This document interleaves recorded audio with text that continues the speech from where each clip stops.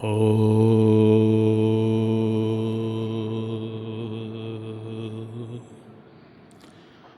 ఓ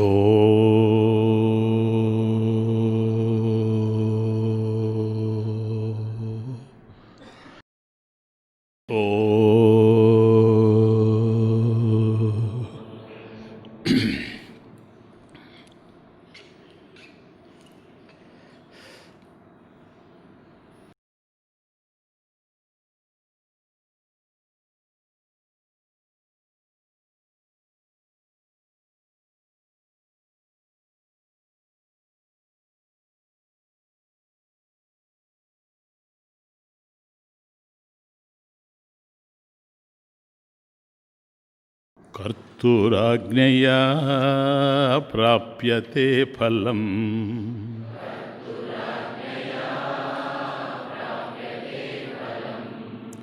కర్మ కిం పరం కర్మ తజ్జడం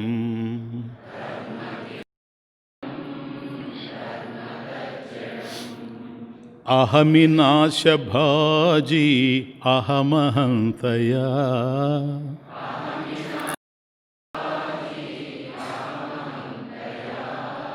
స్ఫురతి హృత్స్వయం పరమపూర్ణసత్ స్ఫురతి హృత్స్వయం ఇదమహం పదా ఆభిఖ్యమన్వహం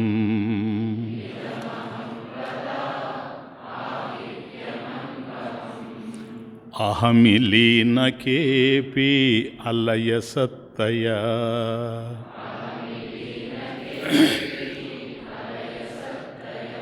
సర్వ అనర్థాలకు సర్వ ఉపద్రవాలకు అహంభావనే కారణమయ్యింది. అదే అహంకారం అని మనం తెలుసుకున్నాం. ఈ అహంభావన ఎలా కలిగింది అనంటే, దీనికి ఆధారమైనటువంటి అహం స్వరూపం ఏదైతే ఉందో దానికి సంబంధించినటువంటి జ్ఞానం మనకు లేకపోవడం చేత అహంభావన కలిగింది. కాబట్టి దానికి ఆధారంగా ఉండేటువంటి స్వరూపం ఆత్మ. కాబట్టి ఆత్మ యొక్క అజ్ఞానం చేత, అంటే ఆత్మకు సంబంధించినటువంటి అజ్ఞానం మన దగ్గర ఉండడం చేత ఈ అహంభావన అనేటువంటిది కదిలింది. దీనివల్లనే సమస్తమైనటువంటి భావాలు మన నుంచి కదులుతున్నాయి. అజ్ఞానం అనేటువంటిది మధ్యలో కొని తెచ్చుకున్నది కాదు. బాగా ఆలోచిస్తే మనకు పుట్టుకతోనే అజ్ఞానం ఉంది. దేనికి సంబంధించిన అజ్ఞానము అని ఆలోచించినప్పుడు ప్రపంచంలో అనేక విషయాలకు సంబంధించిన అజ్ఞానం ఉంది. అంటే పుట్టిన ప్రతి బిడ్డకి ప్రపంచానికి సంబంధించిన పూర్ణ జ్ఞానం లేదు. కాబట్టి ప్రపంచంలో మనకు తెలియనివి చాలా ఉన్నాయి. అంటే అవి ఉన్నవి, వాటికి సంబంధించినటువంటి అజ్ఞానం మనకుంది. అట్లాగే మనకు సంబంధించినటువంటి అజ్ఞానం కూడా మనకు ఉంది పూర్ణంగా. కాబట్టి నేనెవరో నాకు తెలియడం లేదు, ఈ ప్రపంచం ఏమిటో నాకు తెలియడం లేదు. కాబట్టి ప్రపంచానికి సంబంధించిన అజ్ఞానము నా దగ్గర ఉంది. అట్లాగే నాకు సంబంధించినటువంటి అజ్ఞానం, కోహం, అహం కహ, నేనెవరు అనేటువంటి విషయంలో ఒక సుస్పష్టమైనటువంటి అవగాహన నాకు లేదు. కాబట్టి నేను ఉన్నాను, అహమస్మి అనేది నాకు తెలుసు, కానీ ఎలా ఉన్నాను అనేది నాకు తెలియకపోవడం చేత నాకు సంబంధించిన అజ్ఞానం కూడా ఉంది. కాబట్టి ఈ అజ్ఞానం కనుక లేకపోతే, మనం చూచాం, అహమే నాశభాజీ అన్నప్పుడు అహం నశించిపోవడం అంటే అహంలో ఉండేటువంటి అజ్ఞానం నశించడము అని అర్థం. కాబట్టి ఆ అహంలో ఉండేటువంటి అజ్ఞానం నశిస్తే నీవే ఆత్మ అయిపోతావు. సరేనా? అజ్ఞానం ఉన్నంత వరకు, సరేనా, నేను ఆత్మని అనేటువంటి ఎరుక నీకుండదు. బాగా క్లియర్గా పెట్టుకోండి మనసు. అజ్ఞాన యోగాత్ పరమాత్మనస్తవ శంకర. అజ్ఞాన యోగాత్, ఈ అజ్ఞానంతో కలిసి ఉండడం చేత, దాని ప్రభావం చేత, అజ్ఞాన యోగాత్ పరమాత్మనస్తవ అంటే పరమాత్మనః తవ, నువ్వెవరో కాదు, నువ్వు సాక్షాత్తు పరమాత్మవే. నీవు పరమాత్మవే, ఆత్మవే. పరమాత్మనః తవ, నీ యొక్క కాబట్టి అజ్ఞాన యోగాత్ పరమాత్మనస్థవ, సాక్షాత్తు పరమాత్మమైనటువంటి నీవు, ఎందుకంటే ఆత్మే పరమాత్మ కనుక, కాబట్టి నీవు ఆత్మవే, కాబట్టి నువ్వు పరమాత్మవే. అటువంటి నీకు అజ్ఞాన యోగాత్, ఈ అజ్ఞానంతో కలిసి ఉండడం చేత అనాత్మబంధ, అజ్ఞాన యోగాత్ పరమాత్మనస్తవ అనాత్మబంధ, ఏదైతే ఆత్మ కాదో దానితో నీకు సంబంధం ఏర్పడింది. తదేవ సంస్కృతి, తత్ ఏవ అది ఏ, తత్ ఏవ అది ఏ సంస్కృతి. సంస్కృతి అంటే సంసారం అని అర్థం. సంసారం అంటే జనన మరణ చక్రం. కాబట్టి చావు పుట్టుక ఇదంతా కూడా ఎందుకు కలిగింది అంటే ఈ జీవభావన. ఈ జీవభావన ఏంటి? తాను ఏదైతే కాదో దాంతో సంబంధం కలిగి ఉండడం. కాబట్టి తాను ఆత్మయై ఉండిన పరమాత్మనః తవ అజ్ఞాన యోగాత్, క్లియర్గా పెట్టుకోండి, అజ్ఞాన యోగాత్ పరమాత్మనస్తవ అనాత్మబంధ, ఏదైతే ఆత్మ కాదో దానితో నీకు సంబంధం ఏర్పడుతుంది. తతయేవ అదే సంస్కృతి. సంస్కృతి అంటే సంసారం. సంసారం అంటే జనన మరణ సంసారం. ఈ చావు పుట్టుకలు ఇవన్నీ కూడాను ఎందుకు వచ్చాయి అంటే దీనివల్లనే వచ్చాయి. కాబట్టి నీవు పరమాత్మవే. చూడండి క్లియర్గా, నీవు శంకర, నీవు పరమాత్మవే. కానీ అజ్ఞాన యోగాత్, ఎప్పుడైతే దానికి సంబంధించి నేను పరమాత్మను అనేటువంటి జ్ఞానం, నేను ఆత్మను అనేటువంటి జ్ఞానం నీకు లేకుండా పోయిందో, అజ్ఞాన యోగాత్, జ్ఞానం లేనప్పుడు ఉండేది అజ్ఞానమే కనుక దానివల్ల అనిత్య సంబంధాలు ఏర్పడుతూ ఉన్నాయి. ఆ అనిత్య సంబంధాలు ఏదంటే అనాత్మ సంబంధము. ఏదైతే ఆత్మ కాదో దాంతో నీకు సంబంధం ఏర్పడుతూ ఉంది. దానివల్ల జీవభావన ఏర్పడిపోతూ ఉంది. దీనివల్ల తతయేవ సంస్కృతి. సంస్కృతి అంటే సంసారం అని అర్థం. జనన మరణ రూప సంసారం. ఈ విధమైనటువంటిదంతా కూడా ఈ సుడిగుండంలో పడిపోవడం జరుగుతూ ఉంది. ఇప్పుడు ఏం కావాలి మనకు?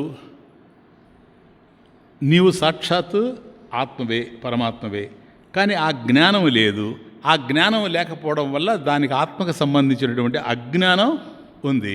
అజ్ఞాన యోగాత్, ఆ అజ్ఞాన యోగంతో కలవడం వల్లనే అనాత్మ బంధ, ఆత్మ కాని దాంతో నీకు బంధం ఏర్పడుతుందో తదేవ సంస్కృతి. క్లియర్. తయోహో శంకర సేమ్ తయోర్వివేకోదిత బోధవన్హి, తయోహో ఉభయోహో, ఈ రెండు ఏవైతే ఉన్నాయో, ఏది ఆత్మ తెలుస్తూ ఉంది, ఇక్కడ అనాత్మ తెలుస్తూ ఉంది. తయోహో వివేక అంటే ఆత్మ అనాత్మ వివేకం. ఏది ఆత్మ ఏది అనాత్మని కనుక నువ్వు వివేకం చేసినట్లయితే తయోర్వివేకోదిత బోధవన్హి,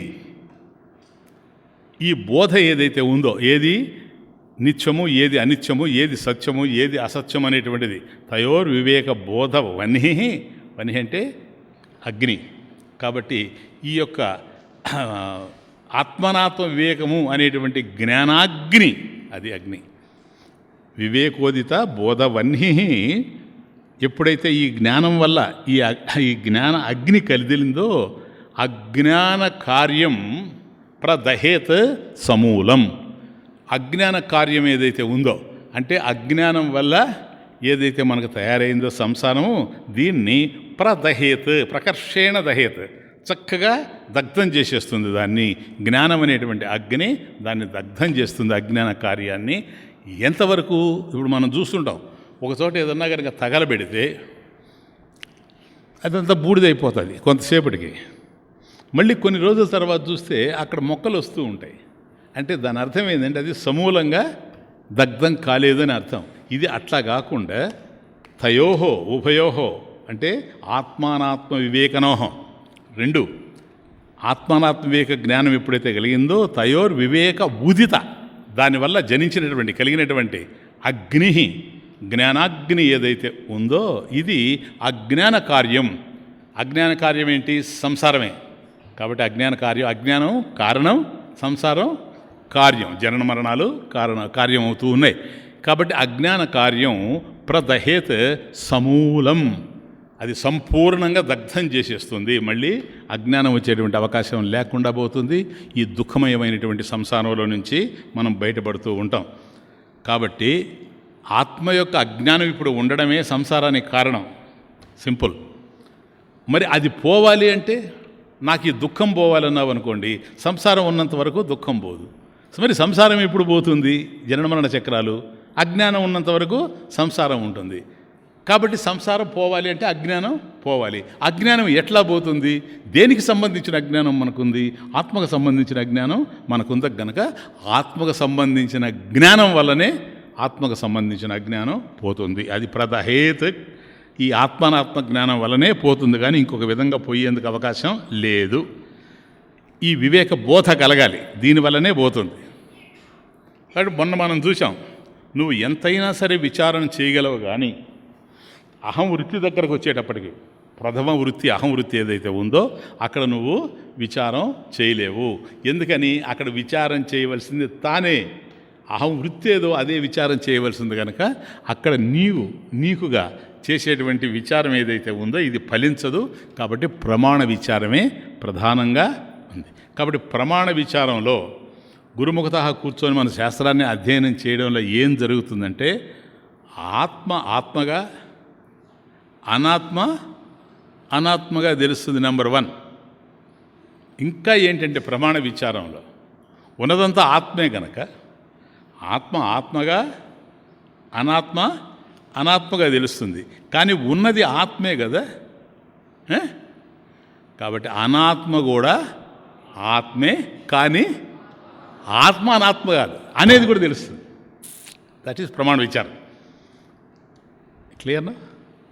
ఇది జరుగుతూ ఉంది కనుక ఇదే బోధ, ఇది ఆత్మబోధ. ఇక్కడ జరిగేది ప్రమాణ విచారం. ఈ ప్రమాణ విచారం వల్లనే మనకు ఆత్మజ్ఞానం కలుగుతుంది, కానీ ఇంకొక విధంగా కలిగేందుకు అవకాశమే లేదు. ఇక్కడ కలిగేటువంటి జ్ఞానం దేనికి సంబంధించిన ఆయన? అహం వృత్తికే, అహం స్వరూపానికే? అహం స్వరూపానికి. అంటే నేనెవరు, నా స్వరూపం నాకు తెలియాల్సినటువంటి అవసరం ఉంది. అహం స్వరూపం కదా. అది విచారం ప్రారంభం అవుతా ఉంది ఇప్పుడు. నెక్స్ట్ శ్లోక అది. విగ్రహేంద్రియా ప్రాణధీతమః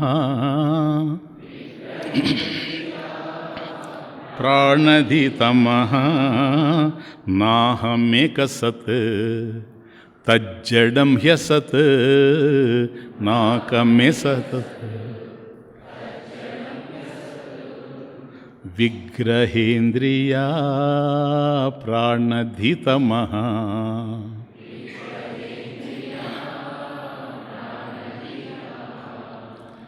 నాహమేక సత్ తజ్జడం హ్యసత్.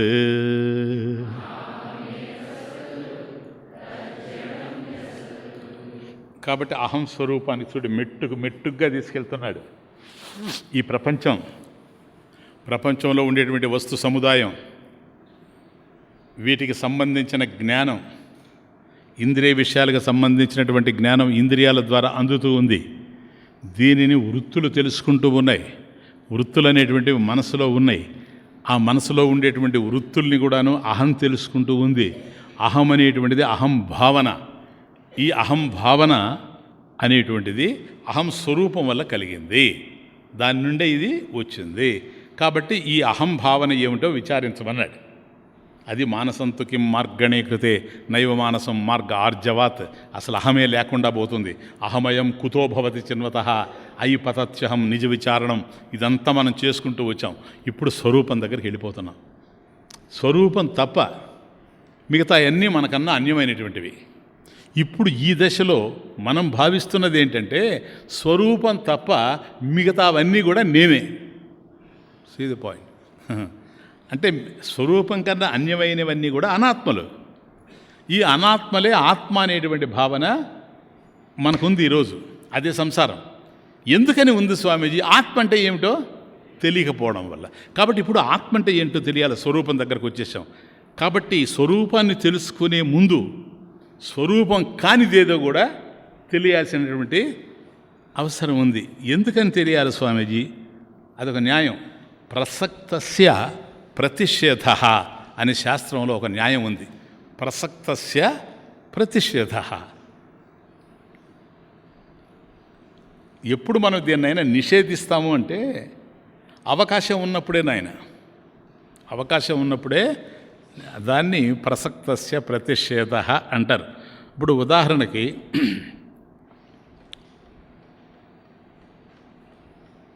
అగ్నిం న పిబేత్, దిస్ ద ఎగ్జాంపుల్. అగ్నిం న పిబేత్ అని ఎవడైనా చెబుతాడా? అంటే అగ్నిని నువ్వు పానం చేయొద్దు అని చెబుతాడా ఎవడైనా? అంటే ఇప్పుడు ఇనుము ఉంటుంది అనుకోండి, లోహాన్ని బాగా కరిగించిన తర్వాత, సీసాన్ని కరిగించారు, సీసం కరగబోసి అది ద్రవ రూపంలో ఉండేటప్పుడు అయ్యా ఆ సీసాన్ని నువ్వు తాగొద్దు అని ఎవడన్నా చెప్తాడా? ఎందుకు చెప్పడు? అవకాశం లేదు. నువ్వు చెప్పినా వాడు తాగడు. కానీ ఏం చెప్తాడు తెలుసా? సురాం న పిబేత్ అని చెప్తాడు. సరేనా? ఆల్కహాలు తీసుకోవద్దని చెప్తాడు. కారణం ఏంటో తెలుసా? ఛాన్స్ ఉంది, అవకాశం ఉంది. వాడు తీసుకునే అవకాశం ఉంది కనుక నువ్వు అది తీసుకోవద్దని చెప్తున్నాడు. ఇది తీసుకునే అవకాశం లేదు. సరేనా? అగ్నిం న పిబేత్. కాబట్టి ద్రవించినటువంటి అగ్నిని వాడు తాగేటువంటి ప్రసక్తే లేదు కనుక ప్రసక్తస్య ప్రతిషేధ. ప్రసక్తి ఉంటేనే దాన్ని నిషేధించడం జరుగుతుంది అనేటువంటిది శాస్త్రం.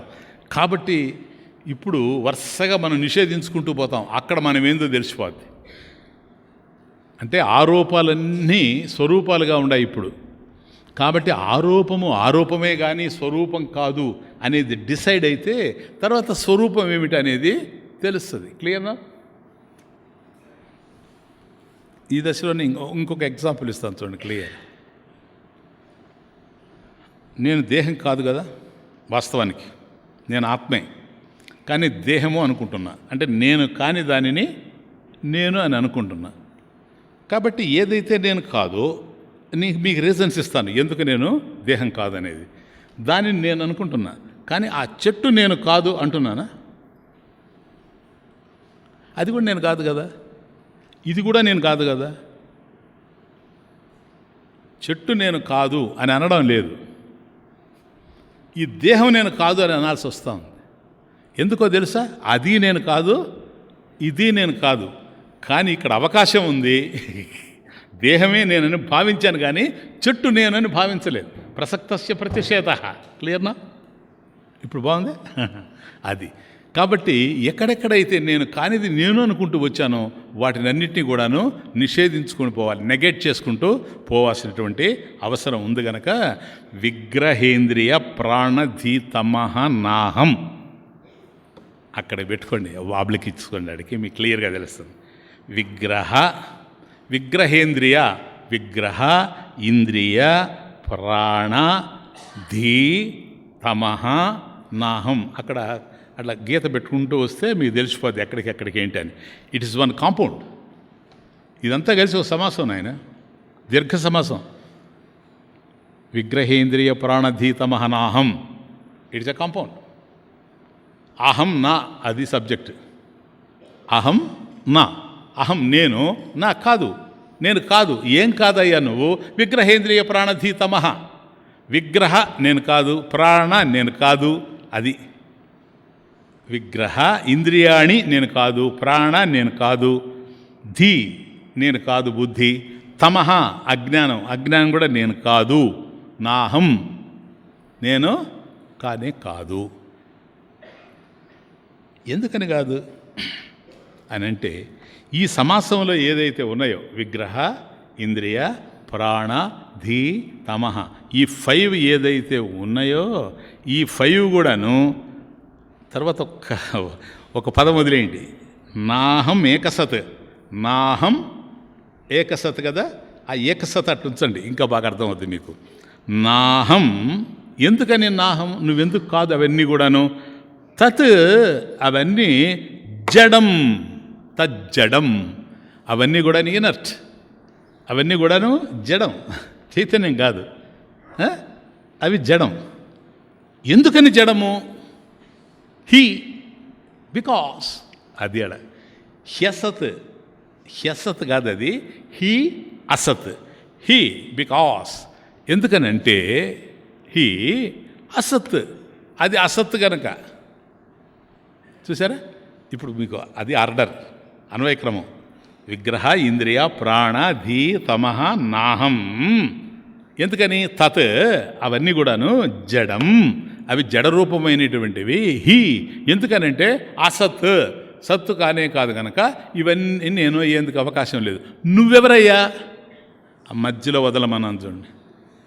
ఏకసత్ నాహం ఏకసత్.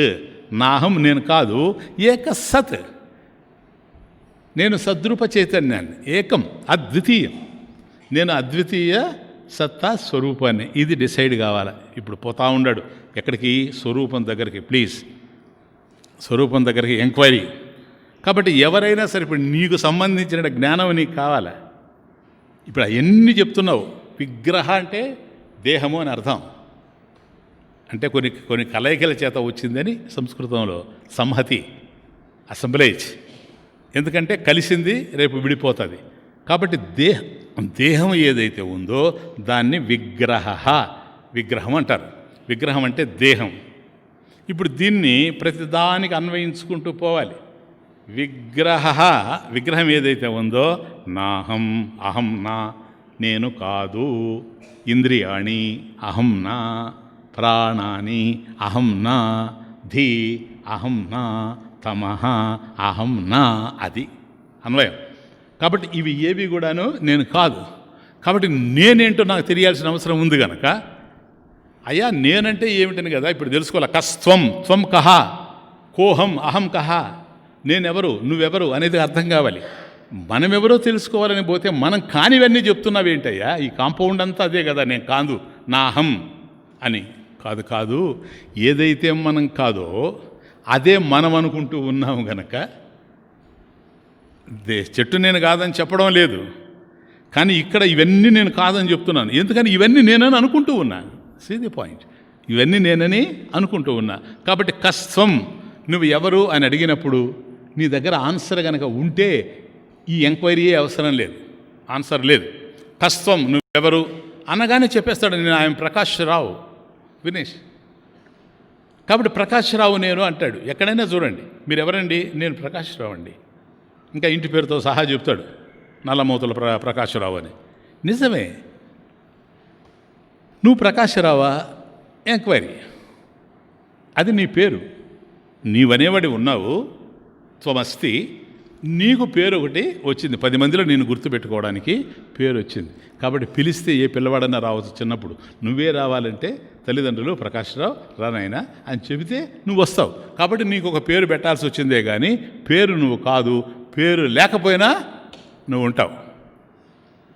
ఎందుకని? పేరు లేకుండానే పేరు వచ్చింది కనుక రేపు పేరు లేకుండా పోతుంది. సరేనా? ఊరు లేకుండానే ఊరు వచ్చింది కనుక రేపు ఊరు లేకుండా పోద్ది. ఊరు పేరు లేనివాడిని వాస్తవంగా చెప్తే. కాబట్టి ఫలానా పేరు అని అంటే ఆ పేరు ఇతరులు నిన్ను గుర్తుపెట్టుకోవడానికి నీకు వచ్చిందే కానీ వాస్తవానికి పేరు నువ్వు కాదు. నేను అడిగేది ఆ పేరు ఎవరిది అనేది. నువ్వు చెప్పేది నీకు ఒక పేరుందని. ఆ పేరు నీదే కదా. నువ్వెవరని నేను అడుగుతున్నా, ఆ పేరుని గురించే కదా నాకు లేనా. అప్పుడేం చెప్తాడు? నేను ఫలానా ఆయన కుమారుడండి, నేను రామయ్య గారి కుమారుడిని అంటాడు. అయిపోయింది. ఎందుకని? అది ఇతరులతో నీకు ఉండేటువంటి సంబంధం. కాబట్టి ఆయనతో నీకుండే సంబంధం, రిలేషన్షిప్.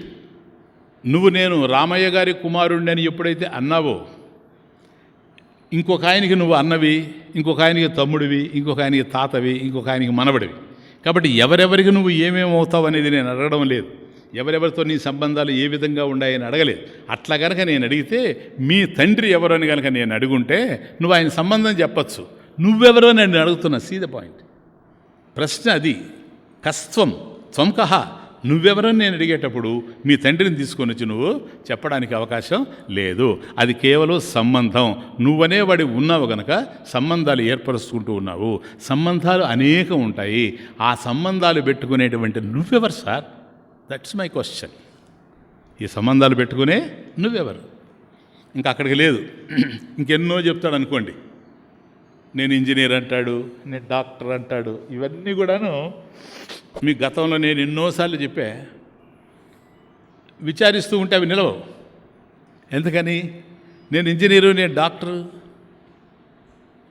అని అన్నాడు అనుకోండి, నువ్వు పుట్టగానే ఎవరైనా డాక్టర్ పుట్టాడని అన్నారా? సార్ రండి సార్, ఆ లేబర్ వారిలో డాక్టర్ పుట్టాడు చూద్దామని. లే, డాక్టర్ ఆ బిడ్డను చూస్తున్నాడు. క్లియర్నా? నువ్వు చదువుకొని నీ చదువులో నువ్వు గడించినటువంటి అనుభవాలను బట్టి నువ్వు ఒక ఆయన డాక్టర్ అయ్యాడు, ఒక ఆయన ఇంజనీర్ అయ్యాడు, ఇంకొక ఆయన మరొకటి అయ్యాడు, ప్రొఫెసర్ అయ్యాడు. నాకు కావాల్సింది నీకు ఏమేమి అనుభవాలు ఉన్నాయని కాదు, ఆ అనుభవాలను పెట్టుకున్నటువంటి నువ్వెవరని. See the point. అనుభవాలు గడించినటువంటి నువ్వెవరు? నువ్వు ఉన్నావు కనుకనే అనుభవాలు గడించావు. ఆ అనుభవాలు గడించినటువంటి నువ్వెవరు? నువ్వు చెప్పేది నాకు ఈ అనుభవాలు ఉన్నాయని నేను అడగలేదు సార్. నీకు ఎన్నో ఉండొచ్చు అనుభవాలు, నాకు అనవసరం. ఈ అనుభవాలు నాకు అవసరం లేదు. ఈ అనుభవాలు పెట్టుకున్నటువంటి నువ్వెవరు? ఇవన్నీ గడించినటువంటి నువ్వెవడో ఉండవు కదా, ఉంటేనే కదా నువ్వు డాక్టర్ చదువుకున్నావు. ఇంకెవరు? నేను ఇదండి అంటాడు. ఇది మరీ ఘోరం. నేను ఇదండి అంటే దేహం అని అర్థం, నేను దేహము అని అర్థం. ఇది అసలు పనికిరాదు. ఏ దేహం? బాల్యంలో ఒక రకంగా ఉంది దేహం, యవ్వనంలో ఒక రకంగా ఉంది, కౌమారంలో ఒక రకంగా ఉంది, వృద్ధాప్యంలో ఇంకో రకంగా ఉంది. కాబట్టి ఏ దేహాన్ని గురించి నువ్వు చెప్పేది? దేహం నిరంతరం మార్పులు చెందుతూ ఉంది. ఏ ఏ ఏ స్థాయిలో ఉండే దేహాన్ని గురించి నువ్వు మాట్లాడుతూ ఉన్నావు? కాబట్టి దేహం ఆ విధంగా మార్పు చెందుతూ ఉంది. నేను మారడం లేదే అంటున్నాను. నేను దేహోహం అహం దేహ అని చెప్పావు కదా. ఒకప్పుడు సన్నగా ఉంది దేహం, కృషోహం అహం కృశ, సన్నగా ఉన్నాను. అహం స్థూల స్థూలోహం, నేను బొద్దుగా ఉన్నాను. గౌరోహం, నేను తెల్లగా ఉన్నాను. నీలోహం, నేను నల్లగా ఉన్నాను. కాబట్టి ఈ లక్షణాలన్నీ దేహానికి సంబంధించినవి. అవన్నీ మారుతూ ఉన్నాయి. అవి మారుతూ ఉన్నాయి కానీ నువ్వు మారడం లేదు. కనుక నేను అడిగేది, దేహంలో ఎట్లాగో మార్పులు వస్తున్నాయి కనుక దేహంలో వచ్చేటువంటి మార్పులు ఎవరికి తెలుస్తున్నాయి ఈజ్ ద క్వశ్చన్. దేహమే తెలుసుకుంటూ ఉందా? మార్పులు ఎవరికి తెలుస్తున్నాయి? ఎవరికి సంబంధించిన మార్పులు అవి? దేహానికి సంబంధించిన మార్పులు కదా. కాబట్టి దేహం కదా చెప్పాలి. దేహానికి ఏమన్నా తెలుస్తూ ఉందా? లేదు. ఎందుకని? దేహం జడం. పాయింట్ ఇస్తుంది. దేహం వస్తుంది, తజ్జడం హ్యసత్ అక్కడికి వస్తుంది. దేహం జడం. కాబట్టి దేహం చెప్పలేదు. నాకు తలనొప్పిగా ఉంది అని నువ్వు చెప్తావు కానీ తల చెప్పడం లేదు నాకు నొప్పిగా ఉందని. ఎవరు తల అయినా చెప్పిందే? ఇప్పటి వరకు చెప్పలేదు.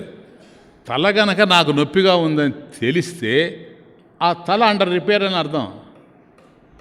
ఎందుకని? తలకు తెలిసే అవకాశం లేదు, నీకు తెలుస్తుంది. ఇప్పుడు మొత్తం మంది ఇచ్చేస్తే మనిషి నిద్రపోతాడు తలనొప్పిగా ఉండేటప్పుడు, కానీ తెలియదు. కానీ తల ఉందా లేదా? తల ఉంది కదా.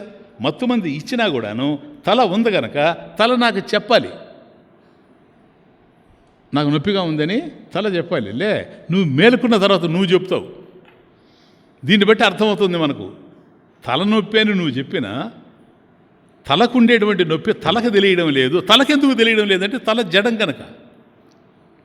జడం తెలుసుకోలేదు, జ్ఞానం లేదు. జ్ఞానం లేని దాన్ని జడం అంటారు. ఎక్కడైతే ప్రకాశం ఉండదో దాన్ని జడం అంటారు.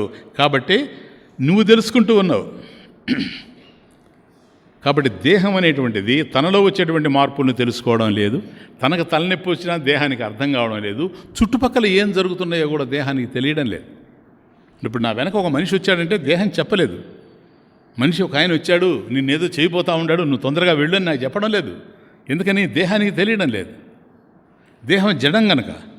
కాబట్టి ఈ జడమైనటువంటి దేహం తనను తాను తెలుసుకోలేదు. చుట్టుపక్కల ఏవైతే నడుస్తూ ఉన్నాయో అవి తెలుసుకునేందుకు అవకాశం లేదు. మరి ఎవరు తెలుసుకుంటూ ఉన్నారండి? నేను, అహం. అదే మేము అడిగేది. కష్టం. నువ్వుగా తెలుసుకుంటున్నావు. ఆ నువ్వెవరని మేము అడుగుతున్నాం. మా చివరికి నువ్వంతా తిరిగి ఆన్సర్ చేసిన తర్వాత మళ్ళీ ఇక్కడికే వస్తున్నావు.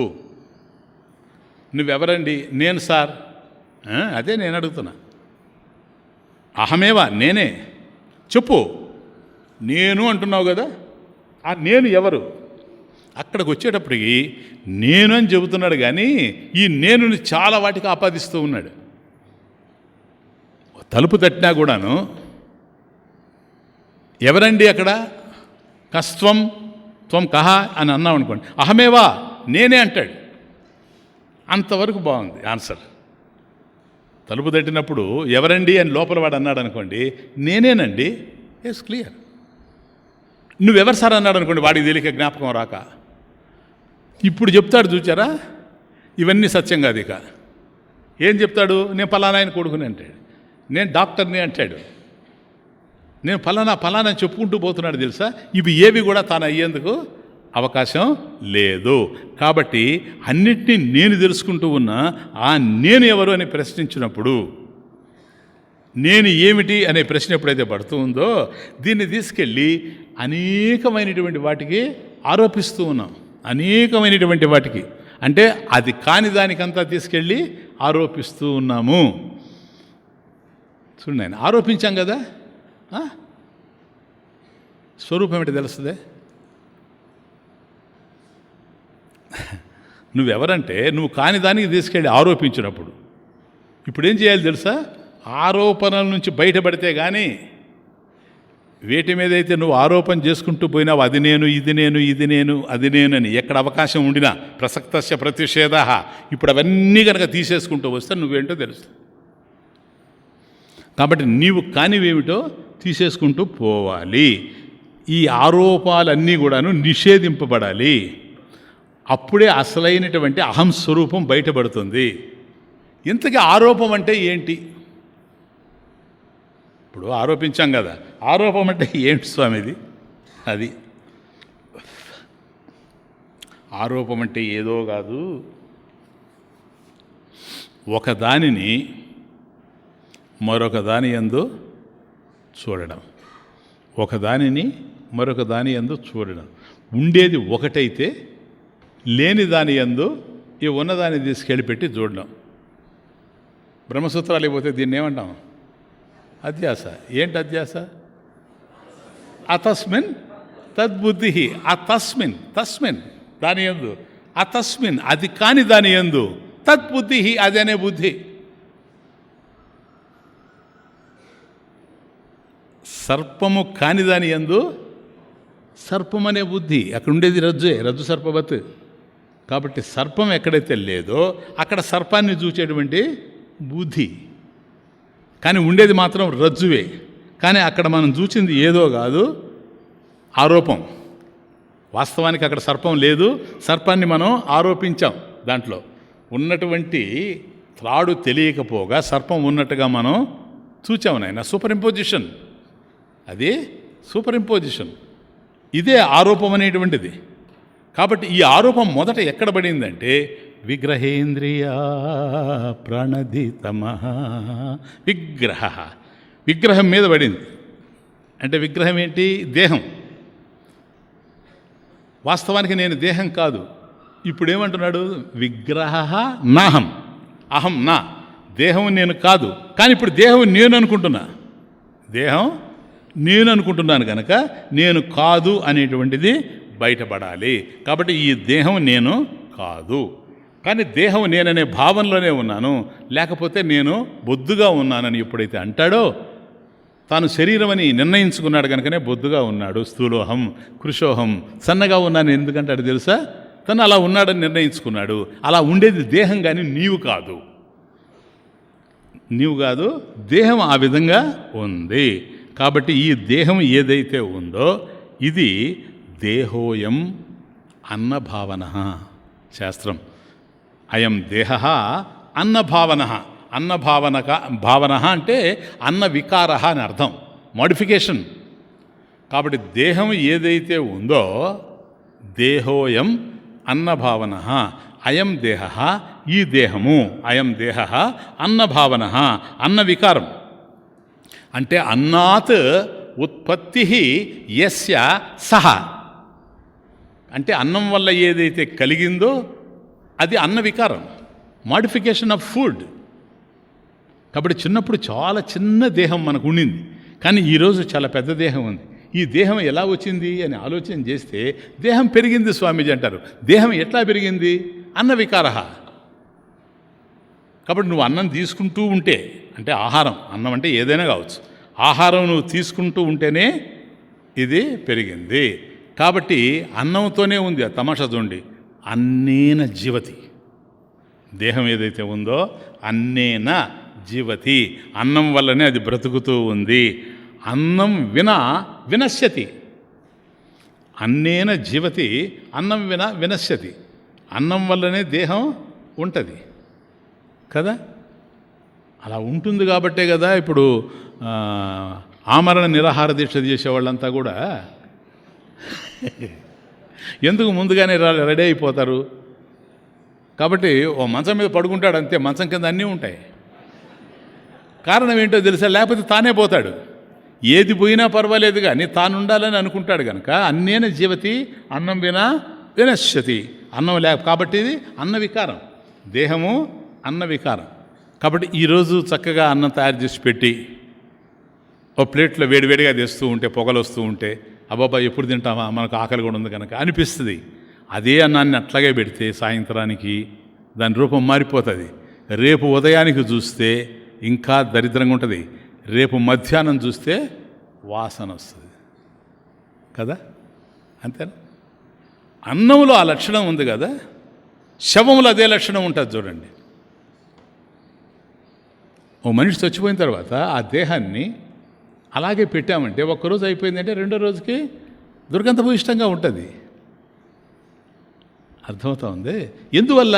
అన్నంలో ఏ లక్షణం అయితే ఉందో అన్నం కారణంగా ఉంది, దేహం కార్యంగా ఉంది. Food is the cause, body is the effect. కాబట్టి కారణంలో ఏదైతే ఉంటుందో కార్యంలో కూడా అదే ఉంటుంది కనుక ఇదే. కాబట్టి అన్నానికి జ్ఞానం లేదు, కాబట్టి దేహానికి జ్ఞానం లేదు. అన్నవాడు పెట్టుకొని మనం లోపలికి వెళ్ళి వచ్చామనుకోండి, ఈ లోపల కుక్క తింటుంది అనుకోండి, అన్నం ఏమన్నా వద్దని వారిస్తుందే? మా యజమాని ఆయన అక్కడ వేసుకొని పోయాడు లిఫ్ట్ ప్లేటు, నువ్వు వచ్చి తింటున్నావు ఏంటి పో అని ఏమన్నా అనగలదా? లే. శుభ్రంగా తినేస్తే కూడా అది ఏం మాట్లాడదు. ఎందుకని? దానికి జ్ఞానం లేదు కనుక. నాకు జ్ఞానం ఉంది కదా, నాకు జ్ఞానం ఉంది సార్. కుక్కకి జ్ఞానం లేదు, వేరే విషయం. ఆ అన్నానికి జ్ఞానం లేదు, కానీ అన్నం తినేటువంటి నాకు జ్ఞానం ఉంది. కాబట్టి అన్నం వల్ల నాకు దేహం ఏర్పడచ్చేమో కానీ ఈ దేహం నేనే అనేటువంటి అవకాశం ఇక్కడ ఉండడం వల్ల ప్రసక్తస్య ప్రతిషేధ. గుర్తుపెట్టుకోండి, ఇట్స్ వెరీ బ్యూటిఫుల్ న్యాయ. ప్రసక్తస్య ప్రతిషేధ. కాబట్టి దానికి అవకాశం ఉంది కనుక నేను ఆ దేహం అని అనుకుంటూ ఉన్నాను. కాబట్టి అన్నంతో తయారైనటువంటి దేహం కనుక అన్నానికి ఏ విధంగా అయితే జ్ఞానం లేదో దేహానికి కూడాను జ్ఞానం లేదు. పూర్వం జనేరధి మృతేరపి నయమస్తి జాతక్షణ క్షణ గుణ అనియత స్వభావ.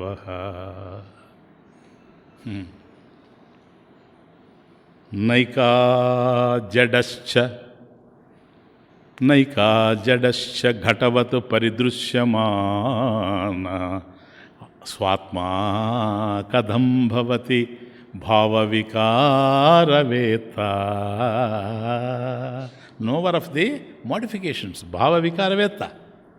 కాబట్టి మార్పులన్నింటినీ తెలుసుకుంటూ ఉండేటువంటిది అది అయ్యేందుకు అవకాశం లేదు. శంకర అంటే ఇంతవరకు మనం చెప్పిందంతా కూడాను ఒకే ఒక్క శ్లోకంలో కొట్టాడు పడేశాడు. పూర్వం అంటే విగ్రహ అయిపోద్ది ఇక్కడికి. పూర్వం జనేరధిమృతేరపి నాయమస్తే. పూర్వం జనేహే పూర్వం అంటే పుట్టక ముందు, ఈ దేహం పుట్టక ముందు.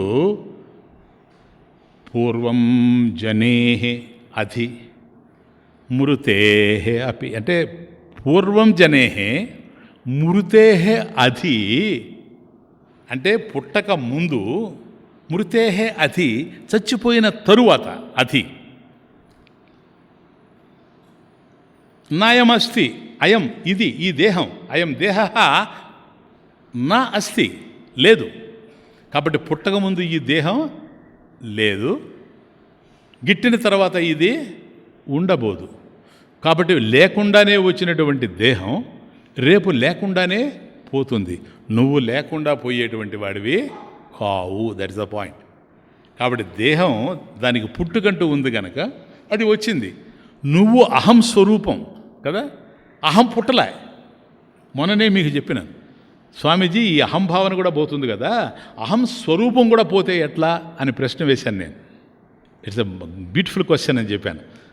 అప్పుడు ఏం చెప్పాను మీకు, అది పోదు అని. ఎందుకు పోదు అంటే రాలేదు కనుక, అది పుట్టింది కాదు కనుక, నశించేది లేదు. కాబట్టి పూర్వం జనేరపి మృతేరధి నాయమస్తి, పుట్టక ముందు ఈ దేహం లేదు, తర్వాత పుట్టిన తర్వాత అది చచ్చిపోయిన తర్వాత ఉండదు. జాత క్షణ క్షణ గుణ.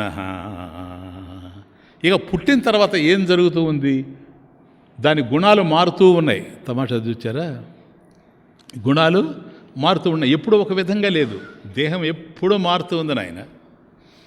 అసలు రెప్ప కొట్టకుండా కొంతసేపు ఉండలేదు. అది రెప్ప కొట్టిందంటే, ఒక సెకండ్ ముందుకు కదిలిందంటే దేహంలో మార్పులు జరుగుతూ ఉన్నాయని అర్థం. కాబట్టి ఒక 7 సంవత్సరాలు అయ్యేటప్పటికి ఈరోజు మనకు ఉండేటువంటి దేహం ఉండదు, ఉన్నట్టు కనపడుతుంది. డాక్టర్లను అడగని చెప్తారు. కాబట్టి లోపల ఉన్నదంతా కూడాను మారిపోతుంది. సంచి అదేగా ఉంటుంది కానీ లోపల కాయగూరలు మారిపోతాయి అట్లా. కాబట్టి జాత క్షణ క్షణ గుణ అనియత స్వభావ. నియత స్వభావ నిశ్చయంగా ఉండడం. అనియత అంటే నిశ్చయంగా ఉండదు, అది ఎప్పుడు ఒక విధంగా ఉండదు, అన్సర్టన్ కాదా. ఒకప్పుడు కూర్చుంటుంది, ఒకప్పుడు లేస్తుంది, ఒకప్పుడు నడుస్తుంది, ఒకప్పుడు పడుకుంటుంది, ఒకప్పుడు పరిగెత్తుతుంది. కాబట్టి దేహం ఏమేమి చేస్తూ ఉంటుందో చెప్పలేం. అనియత స్వభావ, అది ఒక విధంగా ఉండదు, అనేకంగా ఉంటుంది. జాత క్షణక్షణ గుణ అనియత స్వభావ నైకో న ఏక. ఎంతో చూడండి, ఇదంతా రీజన్ నేను దేహము కాదు అని చెప్పుకోవడానికి. కాబట్టి నైక నైకా న ఏకా, న ఏకా నైకా అంటే ఒకటి కాదు దేహం. దేహం ఒకటి అనేది ఎందుకు పనికి వస్తుందంటే,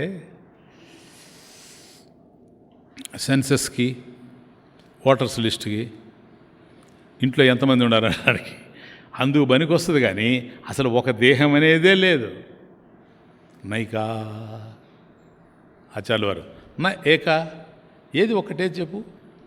ఇదిగోండి స్వామీజీ, ఈ దేహం ఒకటి ఉంది. ఏదయ్యా అక్కడ దేహం? ఏది ఒకటి? సైకిల్ ఒకటి, సైకిల్లో ఎన్నుండయి? దేహం ఒకటి, దేహంలో ఎన్నుండయి? ఏది దేహం? చర్మమా, మాంసమా, మజ్జ, శల్యముల, ప్యాంక్రియాసా, లివరా, హార్టా? ఏంటి సార్? కిడ్నీసా, బ్లడ్డా, హెయిరా, కేశముల? ఏ చెప్పు. ఎందుకని? ఇది అది కాదు, అది ఇది కాదు, ఇది అది కాదు. కాబట్టి ఏదైతే నీకు ఎముక అంటున్నావో, ఎముక చర్మం కాదు. చర్మం ఏదైతే అంటున్నావో, చర్మం రక్తం కాదు. ఇలా చూసినప్పుడు ఇవన్నీ కలిసాయి. దాన్ని ఏమంటారు? సమాధి, అసెంబ్లేజ్. ఇవన్నీ కలిసాయి. ఎక్కడైనా సరే ఒకటే న్యాయం ఉంది. ఎక్కడైతే కలుస్తాయో అక్కడ విడిపోతాయి. కాబట్టి దేహం కలిసింది కదా, విడిపోతుంది. ఇప్పుడు దేహము నేను అని నువ్వంటే వీటన్నిట్లో నువ్వు ఏది? ప్యాంక్రియాస్ నువ్వా? చెప్పు. కిడ్నీస్ నువ్వు కాదా? కిడ్నీస్ నువ్వా? లంగ్స్ నువ్వు కాదా? ఎవరు సార్ ఇంతగా నువ్వు? ఇవన్నీ కలిసి నేను అంటావా? ఎట్లా కుదరతా సార్? ఒకటి మరొకటి కాదు. నా ఏకా దేహ నా ఏకా, ఇది ఒకటి కాదు సార్. సింగిల్గా ఒక దేహం అనేటువంటిది లేదు. కాబట్టి జడశ్చ జడహ చ, మరియు ఇది జడం, ఇనర్ట్, దీనికి చైతన్యం లేదు. నైకా జడశ్చ ఘటవత్ పరిదృశ్యమాన. ఘటవత్ పరిదృశ్యమాన. కాబట్టి జడం ఎట్లాగూ ఘటవత్, కుండ ఏ విధంగా అయితే ఉందో అంతే. కాబట్టి కుండ ఉంది, దేహం కూడా ఉంది. కుండకు తానున్నట్టుగా తనకు తెలియదు, దేహానికి కూడా తానున్నట్టుగా తనకు తెలియదు. జ్ఞానం లేదు, తనకు సంబంధించినటువంటి జ్ఞానం కుండకి ఎట్లాగైతే లేదో ఈ దేహానికి కూడా లేదు. కుండకి ఎందుకు లేదు? కుండ జడం గనక. దేహానికి ఎందుకు లేదు? దేహం జడం గనక. ఇప్పుడు చెప్పు, విగ్రహ అహమేవా అని చెప్పగలవా? కాబట్టి విగ్రహ నాహం, నేను కాదు. ఎందుకని? దేహానికి తెలిసేటువంటి అవకాశం లేనే లేదు. కాబట్టి ఇప్పుడు అంటాడు, ఇన్ని లక్షణాలు ఉండేటువంటి దేహం స్వాత్మ ఆత్మ కథం భవతి. ఇది ఆత్మ ఎట్లా అవుతుందయ్యా? అహం స్వరూపం ఎట్లా అవుతుంది? ఇప్పుడు మనం ఆత్మ అంటే అహం స్వరూపం, మనం విచారం చేసేది అదే. స్వాత్మ కథం భవతి, ఏ విధంగా అవుతుంది చెప్పు? స్వాత్మ కథం భవతి భావ వికార వేత్త నోవర్. కాబట్టి అనేకమైనటువంటి మార్పులు జరుగుతూ ఉంటే ఈ మార్పులన్నీ తెలుసుకునేటువంటి వాడు ఎవరైతే ఉన్నాడో అది స్వరూపం. ఎందుకని? ఇవన్నీ మార్పు చెందుతూ ఉన్నాయి. ఈ మార్పు చెందేటివన్నీ కూడా ఎవరికి తెలుస్తూ ఉన్నాయి? మారని స్వరూపానికి తెలుస్తూ ఉన్నాయి. ఆ మారని స్వరూపం ఎవరు? దట్ ఈజ్ యూ చెప్తాడు, అదే నీవు. కాబట్టి ఇది ఏది నీవు అయ్యేందుకు అవకాశం లేదు. అందుకని దీన్ని దేహము, శరీరము. ఎందుకు శరీర అంటావు నువ్వు? శరీరం అని ఎందుకు అంటున్నావు దీన్ని? శీర్యమాణ స్వభావత్వాత్. ఇది ఎప్పుడైనా సరే క్షీణించిపోయేదే, నశించిపోయేదే. అట్లాగే దీన్ని దేహం అని ఎందుకు అంటున్నావు? దహన యోగ్యం. కాబట్టి ఏ రోజైనా కాలిపోయేదే గనక, క్షీణించేదే గనక శరీరము, దహించుకుపోయేదే గనక దేహము. ఇటువంటిది నీవయ్యేందుకు అవకాశం లేనే లేదు. ఇప్పుడు ఎవరు నువ్వు చెప్పు? ఫస్ట్ది విగ్రహ అయిపోయిందా? విగ్రహం అంటే దేహం. దేహం నేను కానే కాదు, విగ్రహ. నెక్స్ట్ ఇంద్రియ అంటే ఇంద్రియాణి. ఇంద్రియాణి అంటే ఇంద్రియములు. ఇప్పుడు జ్ఞానేంద్రియాలు, వాటికి జ్ఞానేంద్రియాలు అని ఎందుకు పేరు పెట్టాము? జ్ఞానాయ ఇంద్రియాణి, జ్ఞానేంద్రియాణి. అది అంటే వాటి వల్ల జ్ఞానం తెలుస్తూ ఉంది కనుక, జ్ఞానాన్ని అందిస్తూ ఉంది కనుక. జ్ఞానాయ ఇంద్రియాణి జ్ఞానేంద్రియాణి. ఇప్పుడు ఇలా చూచినప్పుడు అక్కడ రోజా పూలు కనపడుతున్నాయి. ముందు కన్ను చూస్తుంది, కన్ను జ్ఞానేంద్రియం. కానీ కన్ను తెలుసుకోలేదు, మనసు దాన్ని తెలుసుకుంటుంది.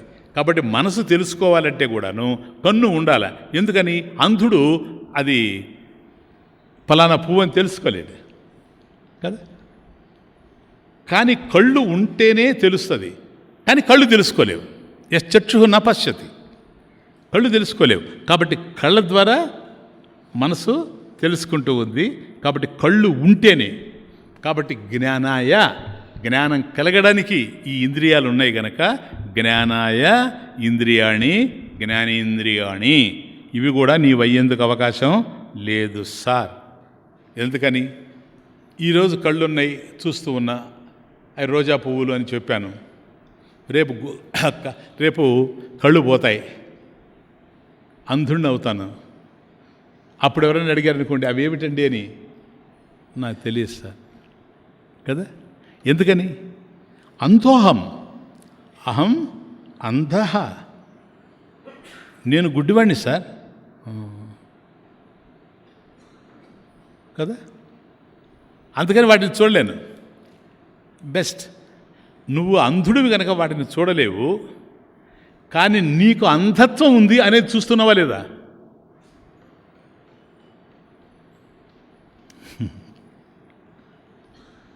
అంధ ఆనందో భవతి. ఎక్కడ? గాఢ నిద్రలో కళ్ళున్నవాడు కళ్ళు లేనివాడు ఇద్దరు ఒకటే.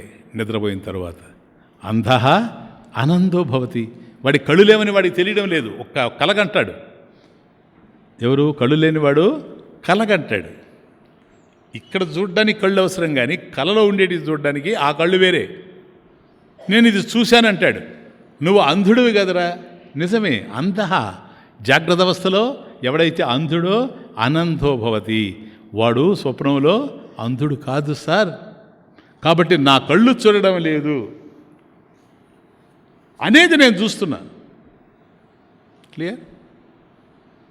చూడడం లేదా? కాబట్టి నా చెవులు వినపడడం లేదు నాకు. బధిరోహం అహం బధిరహ. నేను చెవిటివాడిని అని చెప్పాను అనుకోండి, నా చెవిటితనం నేను వినాలనుకున్నప్పుడు నాకు వినపడడం లేదు అంటాను. నాకు వినపడడం లేదు అనేది నేను లోపల వింటున్నా. కాబట్టి కళ్ళు లేనంత మాత్రాన్ని నేను కళ్ళు లేనివాడిని కాదు. అది చక్షుష చక్షు మనసో మనోయద్ కేనోపనిషత్. కాబట్టి అలా లోపలికి వచ్చినప్పుడు నేను ఎవరండి? నేను అంధుణ్ణి కాదు, నేను చెవిటివాణ్ణి కాదు, నేను మూగవాణ్ణి కాదు. ఆ చెవిటితనం ఇంద్రియాలకు సంబంధించినవి. కాబట్టి ఇంద్రియాలు తెలుసుకోలేకపోతున్నాయి అనేది నేను తెలుసుకుంటూ ఉన్నా. కాబట్టి నేను ఇంద్రియాలు అయ్యేందుకు అవకాశం లేదు. కారణం, ఇంద్రియాలు ఉంటే నేను ఉన్నా, ఇంద్రియాలు లేకపోయినా నేనుంటా. కళ్ళు లేవు, నేను లేకుండా పోలేదు. క్లియర్నా? కళ్ళు లేవని నేను లేకుండా ఎట్టపోయాను. కాబట్టి కళ్ళు లేకపోయినా నేను ఉన్నాను కనుక, అది లేకపోయినా నేను ఉండేటప్పుడు ఆ లేనిది ఏదో ఆ ఉన్న నా యొక్క లక్షణం అయ్యేందుకు అవకాశం లేనే లేదు. కాబట్టి ఇంద్రియాణి నాహం విగ్రహ ఇంద్రియ ప్రాణ. ప్రాణం ఏదైతే ఉందో ఇది వాయు వికార. ప్రాణం అనేది వాయువు జడం, ప్రాణం కూడా జడం. బాహ్యంలో ఉన్నప్పుడు గాలి అంటున్నావు కదా, ఆ గాలి నువ్వు లోపలికి పీలుస్తూ ఉన్నావు. గాలి నువ్వు లోపలికి పీల్చకపోయినా కూడా ప్రాణ సంచారం ఆగిపోద్ది. కొంతసేపు ముక్కు పట్టుకుంటే మనిషి చచ్చిపోతాడు. కాబట్టి గాలి తీసుకుంటూ ఉన్నాడు కదా, ఆ బాహ్యంలో ఉండేటువంటి గాలి లోపలికి పోతూ ఉంది. పోయినప్పుడే అది ప్రాణంగా మారుతూ ఉన్నది. కాబట్టి వాయు వికార. అన్న వికారం ఎట్లాగైతే దేహమైందో వాయు వికారం ప్రాణమైంది. వాయువు జడమా కాదా? జడం. వాయువు జడం కనుక ప్రాణం కూడా జడం. ఎందుకంటే ప్రాణం చలనాత్మకం. బాహ్యంలో ఉండేటువంటి ఆ వాయువు ఏదైతే ఉందో అదే లోపలికి పోయి ప్రాణం అవుతా ఉంది. ఈ ప్రాణం జడంగా తెలుస్తూ ఉంది.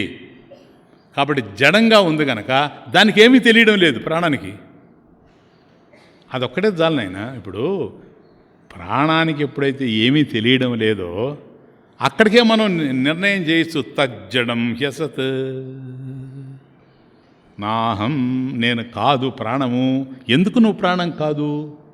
అది జడము. నేను జడం కాదు, చేతనము. నేను కాన్షియస్ బీయింగ్. నేను జడం ఎట్లా అవుతాను? నేను అసత్ కాదు, సత్. చాలా క్లియర్గా తెలిసిపోతా ఉంది. కాబట్టి దానికి ఏమీ తెలియడం లేదు, ఎందుకంటే అది జడం. ఆపరేషన్ చేస్తూ ఉన్నాడు డాక్టరు, మత్తుమంది ఇచ్చాడు, ఆపరేషన్ టేబుల్ మీద వాడిని పండబెట్టారు, దేహాన్ని కోస్తూ ఉన్నాడు. ప్రాణం లేదా? డౌట్ వచ్చిందా మీకు? డాక్టరు ఎవరికైతే ఆపరేషన్ చేస్తున్నాడో వాడికి ప్రాణం ఉందా లేదా అని అడుగుతున్నా నేను. ప్రాణం ఉంటేనే కదా ఆపరేషన్ చేసేది, లేకపోతే పోస్ట్ మార్టం కదా. లేకపోతే పోస్ట్ మార్టం కదా నాయన అది. కాబట్టి ప్రాణం ఉంది. అదే గనక ప్రాణానికి గనక జ్ఞానం ఉండేటట్లయితే, అది చైతన్యం అయ్యేటట్లయితే, జడం కాకుండా, మధ్యలో కూడా వాడు లేచిపోతాడు. ఎందుకంటే కోస్తే నొప్పి కదా, వాడు లేచి వెళ్ళిపోతాడు. కానీ ఇప్పటి వరకు వెళ్ళినోడు ఎవడూ లేదు. మొత్తమంది ఇచ్చిన తర్వాత, అనెస్థిషియా ఇచ్చిన తర్వాత తరిమినా కూడా పోరు. ఎందుకంటే వాడికి కదలలేని స్థితిలో ఉంటాడు గనక. అండర్స్టాండ్? కాబట్టి ప్రాణం అనేటువంటిది జడం. అది మనకు క్లియర్గా తెలిసిపోతూ ఉంది ఆపరేషన్ దగ్గరనే. కాబట్టి జడం గనక దానికి ఏమీ తెలిసి రావడం లేదు. నా వేత్తి ఇష్టం అనిష్టం చ శాస్త్రం. నా వేత్తి, అది తెలుసుకోవడం లేదు. ఏది? ఇష్టం అయిష్టం. ఇప్పుడు నాకు ఇది ఇష్టము, అది అయిష్టము అని ప్రాణం చెప్పడం లేదు. నాకు ఇడ్లీయే కావాలి, నాకు దోశ వద్దు అని ప్రాణం చెప్పడం లేదు. కానీ ఆ మాట మాట్లాడేవాడి దగ్గర ప్రాణం ఉంది. ప్రాణం ఉంటేనే వాడు తినేది. ప్రాణం ఉండేవాడు అంటున్నాడు. కానీ నా వేత్తి ఇష్టం అయిష్టం చ, ఇది నాకు ఇష్టమైంది, అది నాకు అయిష్టమైంది అని ప్రాణానికి తెలియడం లేదు. ఒకవేళ ప్రాణానికి కనుక తెలిసేటట్లయితే మనం పోతూ ఉంటాం, ఒక చెడ్డ గాలి వచ్చేస్తుంది దుర్గంధభూయిష్టంగా. ప్రాణం పీలుస్తూ ఉందా లేదా గాలి? కాబట్టి దుర్గంధం కనుక నేను పీల్చకూడదు అనేటువంటి ఐడియా దానికి రావడం లేదు. పీల్చేసిన తర్వాత వేరే విషయం, అది అయిపోయింది. అప్పుడు ముక్కు మూసుకోవచ్చు. అప్పుడు కూడా అది కాదు, ప్రాణం కాదు మూసుకుంటుండేది నేను. క్లియర్నా? కాబట్టి ఇది నాకు ఇష్టము, అది అయిష్టము అని తెలియడం లేదు కనుక ఫౌల్ స్మెల్ వస్తూ ఉంటే కూడాను ప్రాణం తీసుకుంటానే ఉంది, దాన్ని శ్వాసిస్తూనే ఉంది, కానీ వద్దని చెప్పే పరిస్థితి లేదు. ఇటువంటి ప్రాణం ఆత్మ ఎట్లవుతుంది? ఎందుకని? నిత్యం పరతంత్ర. ఇవన్నీ రీజన్స్ శాస్త్రంలో. నిత్యం పరతంత్ర, మరొక దాని మీద ఆధారపడి ఉంది. పరతంత్ర దేని మీద ఆధారపడి ఉంది? ఆక్సిజన్ మీద ఆధారపడి ఉంది. ఆక్సిజన్ ఎక్కడుంది? ఇట్ ఈజ్ అవుట్ సైడ్, బాహ్యంలో ఉంది. బాహ్యంలో ఉండేటువంటి ఆక్సిజన్ మీద ఇది ఆధారపడి ఉంది ప్రాణం. కాబట్టి మరొక దాని మీద ఆధారపడి ఉంది కనుక ఇది స్వతంత్రమైంది కాదు, ఇండిపెండెంట్ కాదు, డిపెండెంట్ అయింది ఏదో అది జడమై ఉంటుందే కానీ స్వప్రకాశం అయ్యేందుకు అవకాశం లేదు. ఇవన్నీ రీజన్స్ అన్నమాట. కాబట్టి గాలి పోతూ ఉంటుంది, లోపలికి మనం పీల్చుకుంటుంటాము, బయటికి వదులుతూ ఉంటాం, కానీ స్పాన్ ఆఫ్ లైఫ్ ఉంటుంది. ఒక మనిషి ఇంతకాలం బ్రతకాలి అని ఉంటుంది. అంతకాలం బ్రతకడానికి వాడు ఎన్నిసార్లు శ్వాసను పీల్చుకోవాలి, శ్వాసను వదలాలి అనేది కూడా ఉంటుంది. ఆ అకౌంట్ కనుక పూర్తి అయిపోయిందంటే వాడు ఇన్ని లక్షల సార్లు లేదు ఇన్ని కోట్ల సార్లు శ్వాసించాలి అనేది ఉంటే అది లాస్ట్ శ్వాస దగ్గరకు వచ్చేటప్పటికి ఉదాన వాయువు, ఇది ప్రాణాల్లోనే, పంచప్రాణాల్లో ఉదానం ఏదైతే ఉందో అది బయట వచ్చేస్తుంది. ఉదానం బయట వచ్చిందంటే వాడు చచ్చిపోతాడు, అంతే. ఇంకేంటి, అర్థమైంది? ఇంతవరకు కేవలం అంటే దానికి జ్ఞానం ఉండి కాదు బయటికి పోతూ ఉండేది. అలారం పీస్తుంది నాయన, దానికి మనం కీ ఇచ్చేసామనుకోండి, ఇచ్చేసి అలారం పెట్టామనుకోండి, 2 గంటలకు మనం అలారం పెట్టామంటే 2 దగ్గరకు వచ్చేటప్పటికి టక్ అనేది కొట్టేస్తుంది, అంతే అలారం.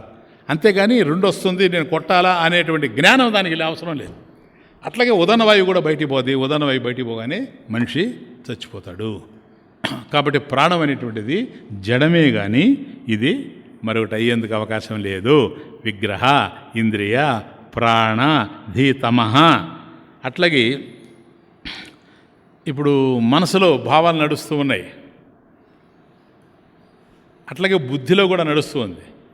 కానీ అహం వృత్తి ఉంది. ఈ అహం వృత్తి ఎక్కడుంది? మనసులో ఉందా, బుద్ధిలో ఉంది? ఉంది. ఎందుకో తెలుసా?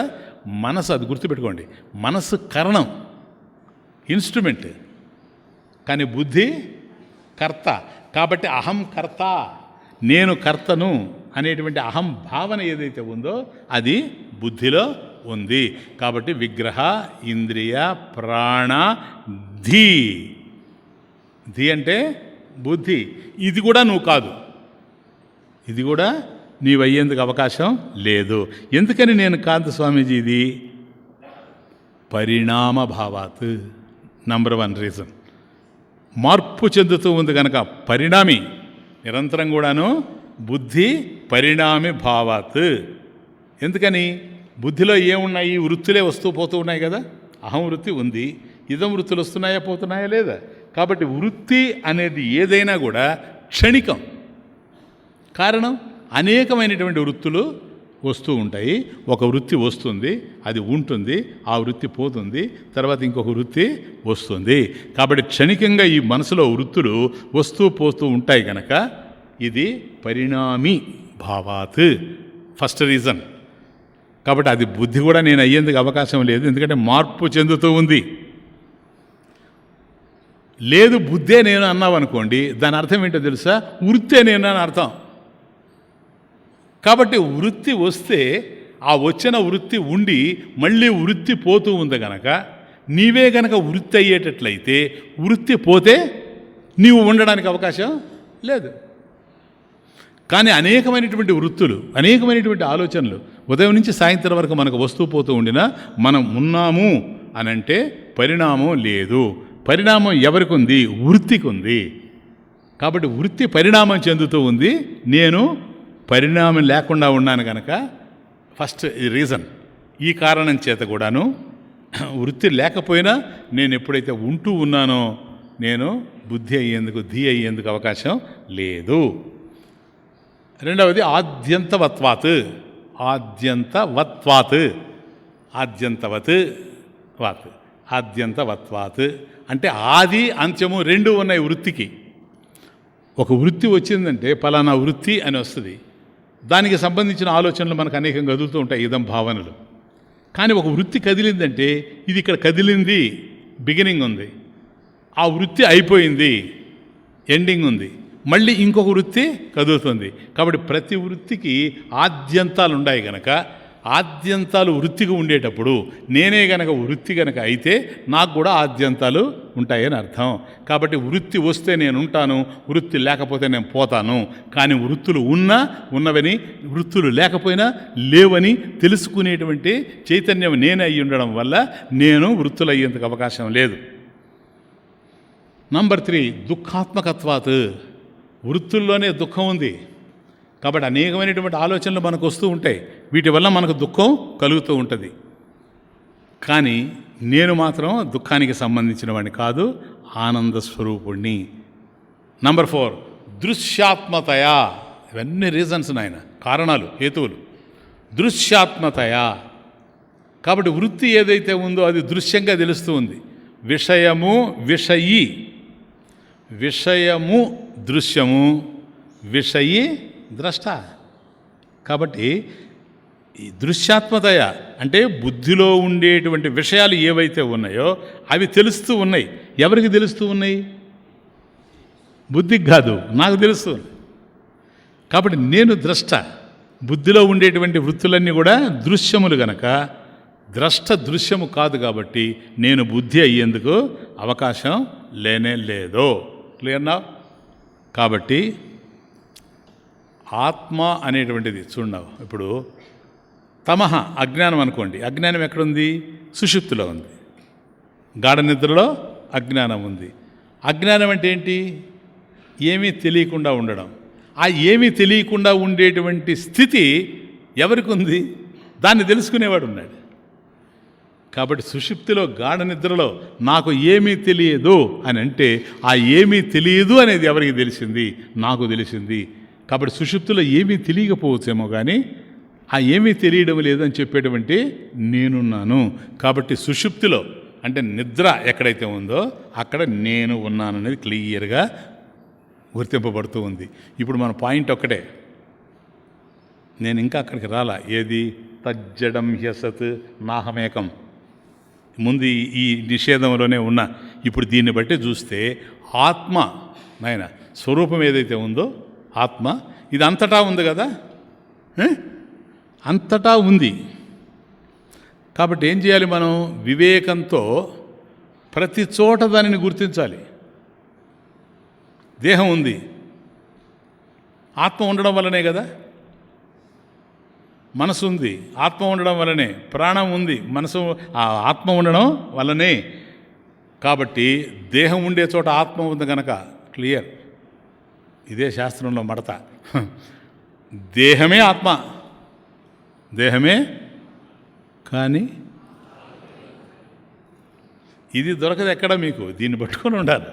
ఇప్పుడు చూడండి, ఎందుకంటే ఆత్మ అంతటా ఉండేటప్పుడు దేని నుంచి కూడా మనం నిషేధించాలి, ఇట్లా నిషేధించాలి. కాబట్టి దేహమే ఆత్మ, కానీ ఆత్మ దేహం కాదు. ప్రాణమే ఆత్మ, కానీ ఆత్మ ప్రాణం కాదు. మనసే ఆత్మ, కానీ ఆత్మ మనసు కాదు. బుద్ధే ఆత్మ, కానీ ఆత్మ బుద్ధి కాదు. చూసారా? ఇట్లా మనం తీసుకుంటూ వస్తే అప్పుడు ఆత్మ ఏమవుతుంది? తనకు తానుగా ఉంటుంది, స్వతంత్రంగా ఉంటుంది. అదే సచ్చిదానంద స్వరూపము. దీన్ని వివేకము అంటారు. తయోహో వివేకోదిత బోధవన్నీ అజ్ఞాన కార్యం ప్రదహేత్ సమూలం. ఈ విధంగా వివేకంతో అజ్ఞానం అనేటువంటి దాన్ని సంపూర్ణంగా నశింపజేసుకుంటూ పోవాలి. ఇప్పుడు ఎక్కడికి వచ్చామో తెలుసా? విగ్రహేంద్రియ ప్రాణధీతమః నాహం. పో, 1 కాంపౌండ్. అక్కడికి వచ్చాం. తరువాత ఏముందంటే ఏకసత్. ఆ ఏకసత్ అట్లా పెట్టండి. నాహం ఏకసత్, ఏకసత్. సత్ అనేది ఒకటి ఉంది, సద్రూప చైతన్యం, అద్వయ సత్తా స్వరూపం. సరే, దాన్ని అట్లా ఉంచండి. విగ్రహ ఇంద్రియ ప్రాణధీతమః నాహం. ఎందుకని నువ్వు కాదు? తజ్జడం. అది తత్ జడం. ఎందుకని? ఏదైతే నీకు తెలుస్తుందో గుర్తుపెట్టుకోండి క్లియర్గా. నీకు తెలిసేది ఏది స్వప్రకాశం కాదు. దాన్ని ఇంకా ఎక్స్ప్లెయిన్ చేస్తాను నేను. ఎందుకంటే తర్వాత శ్లోకంలో సత్వభాషిక చిత్కోవేతర సత్తయాహి చిత్ చిత్తయాహ్యహం వస్తూ ఉంది కనుక ఏదైతే నీకు తెలుస్తూ ఉందో నీకన్నా అన్యంగా అది స్వప్రకాశం కాదు, స్వతసిద్ధం కాదు. అవునా? ఎందుకని? నీకు తెలుస్తూ ఉంది కనుక. నీకు తెలుస్తూ ఉందంటే అర్థం ఏంటి? నీ మీద ఆధారపడి ఉంది కనుక. నీ మీద ఆధారపడి ఉండేది ఏది? చెప్పండి, పర్లేదు. మిథ్య. ఆత్మ అంతటా ఉండేటప్పుడు మిథ్య ఎక్కడి నుంచి వచ్చింది? మిథ్య కూడా కానీ సింపుల్. అది నిషేధ పద్ధతి. ఇట్లా వెళ్ళాలి, ఇంకొక విధంగా వచ్చేందుకు అవకాశం లేదు. కాబట్టి అది ఏదైతే ఉందో అది ఆత్మ కాదని తెలుసుకున్నాం కదా మనం. ఏనాయన, ఆత్మ ఇది కాదని తెలుసుకున్నాం కదా. ఎందుకు ఇది కాదు? ఇది అసత్. అసత్ అంటే ఏంటి? సత్ కానిది. సత్ ఏమిటి? స్వతసిద్ధంగా ఉండేది. అసత్ ఏంటి? ఆధారపడి ఉండేది. కాబట్టి ఇది మిథ్య. మిథ్య కనుక అది జడం. తత్ జడం అంటే స్వప్రకాశం కాదు కనుక ఒక్కటే. దీన్ని మనం ఒక ఈక్వేషను, యత్ జడం తత్ అసత్. క్లియర్? ఏదైతే జడమో స్వప్రకాశం కాదో అది అసత్, అది సత్ అయ్యేందుకు అవకాశం లేదు. ఏదైతే తెలియబడుతూ ఉందో, ఏదైతే తెలియబడుతూ ఉందో అది జడము, అది అసత్. ఎందుకంటే నీకు తెలియబడుతూ ఉండడం వల్లనే. ఇప్పుడు ప్రపంచం ఉంది నాయన, జగతః అస్తి, ప్రపంచం అనేది ఉంది. నీకు ఎలా తెలుసు? ద వరల్డ్ ఈజ్, జగతః అస్తి, ది ప్రపంచం ఉంది. నీకెట్లా తెలుసు అని అడుగుతున్నా నేను. ప్రపంచం నేనున్నానని ఎప్పుడు చెప్పలేదు ఎవరికి. ఎవరికైనా చెప్పిందే? ప్రపంచం ఉంది అని నువ్వు అంటున్నావు. ప్రపంచం ఉంది, నేనున్నాను అని ప్రపంచం ఎవరికీ చెప్పలేదు. మరి ఎవరికీ చెప్పనప్పుడు ఎట్లా తెలిసింది? ప్రపంచం ఉందనేది ఎట్లా తెలిసింది? నాకు తెలిసింది స్వామీజీ. అవునా? నాకు తెలిసింది. నాకు ఎవరికి తెలిసింది? నాకు అంటున్నావే, ఆ నేను అనేది ఏదో అది ఎవరికి తెలిసింది అని నెక్స్ట్ క్వశ్చన్. విషయీ, విషయము, తెలియబడేది విషయము, తెలుసుకునేది విషయీ. ప్రపంచం తెలియబడుతూ ఉంది, విషయము. నువ్వు తెలుసుకుంటూ ఉన్నావు, విషయీ. సరేనా? ఎవరయ్యా నువ్వు అని అన్నప్పుడు నీలో ప్రపంచము లేదు, నువ్వని లేదు, విషయము విషయీ లేకుండా ఏదైతే ఉందో అది నువ్వు. అప్పుడే స్వతసిద్ధం అవుతావు, సెల్ఫ్ ఎవిడెంట్ అవుతావు. అంటే నీకు నీవుగా ఉంటావు, స్వప్రకాశంగా ఉంటావు. ఎందుకని? ఆత్మలు ఎన్నో లేవు. తెలుసుకునే ఆత్మ, తెలియబడే ఆత్మ రెండు లేనే లేవు. కారణం ఏకసత్. అది అక్కడ ఉంది చూసారా? విగ్రహేంద్రియ ప్రాణధీతమః నాహం. ఇంకా కూడా తమాషా, దాన్ని విడగొట్టచ్చు. విగ్రహేంద్రియ ప్రాణధీతమః నా ఆడి పెట్టుకుంటే అహం ఏకసత్. నేను అద్వయమైనటువంటి రెండు కానిటువంటి సద్రూప చైతన్యాన్ని. మరి అవి తజ్జడం. ఎందుకని జడము? మిథ్య గనక. కాబట్టి అది అసత్. యత్ జడం తత్ అసత్. ఇక్కడ ఒక్క ఆలోచన మీకు రావచ్చు, రావాలి కూడా. ఏంటంటే స్వామీజీ, ఇప్పుడు అహం వృత్తి ఏదైతే ఉందో, ప్రథమ వృత్తి, ఐ థాట్, ఆ జీవ భావన, అహం భావన, అదే అహం స్వరూపం అన్నారు మీరు. దాంట్లో అహం భావనలో అజ్ఞానం ఉన్నప్పుడు జీవ, అజ్ఞానం కనుక పోతే పరమేశ్వరుడు. అది వస్తుంది, తర్వాత కూడా వస్తుంది శ్లోకం కదా. ఇప్పుడు ఇవన్నిటిని తెలుసుకునేటువంటిది ఒకటి ఉంది అని అన్నారు. అది ఏకసత్, అది సద్రూపం, అంటే సత్తా. సత్తా అంటే ఎగ్జిస్టెన్స్. ఇవన్నీ పోయిన తర్వాత అది ఉంది. దాన్ని ఎవరు తెలుసుకుంటూ ఉన్నారు? అది ఉందని ఎట్లా తెలుసు? సత్వభాసికా చిత్వవేతరా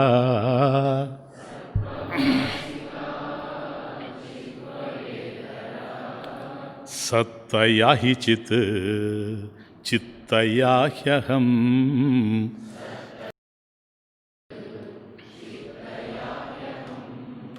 సత్వభాసికా చిత్వవేతరా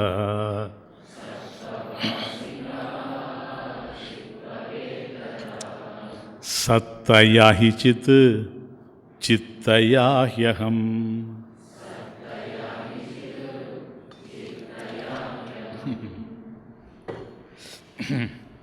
మణులు ఒక్కొక్క శ్లోకం మణులు. ఇప్పుడు ఎక్కడికి వచ్చాం మనం? ఏకం సత్, అంతేనా? నేను సద్రూప చైతన్యాన్ని, ఐఎమ్ ప్యూర్ ఎగ్జిస్టెన్స్. క్లియర్? ఇలా రిపీట్ చేస్తున్నా, మళ్ళీ కన్ఫ్యూజ్ అవుతారు. నేను అహం ఏకసత్, అవునా? తత్ జడం అసత్, అంటే నేను తప్ప, అహం తప్ప, అంత అహం కన్నా ఏదైతే అన్యంగా ఉన్నదో అదంతా అనాత్మబంధ. తత్ ఏవా సంస్కృతి, ఇదే సంసారం, అనాత్మ అంతా, ఇది ఏకం. కానీ ఇక్కడికి వచ్చేసిన తర్వాత ఏక సత్ అన్నాడు కదా. నేను సత్తా, ఎగ్జిస్టెన్స్. సత్తా అంటే ప్యూర్ ఎగ్జిస్టెన్స్, కల్తీ లేదు స్వామీజీ. సో ఆ ఉన్నది ఏదో అది స్వరూపం, అంతేనా? ఈ స్వరూపం ఉందని ఎవరికి తెలిసింది అని?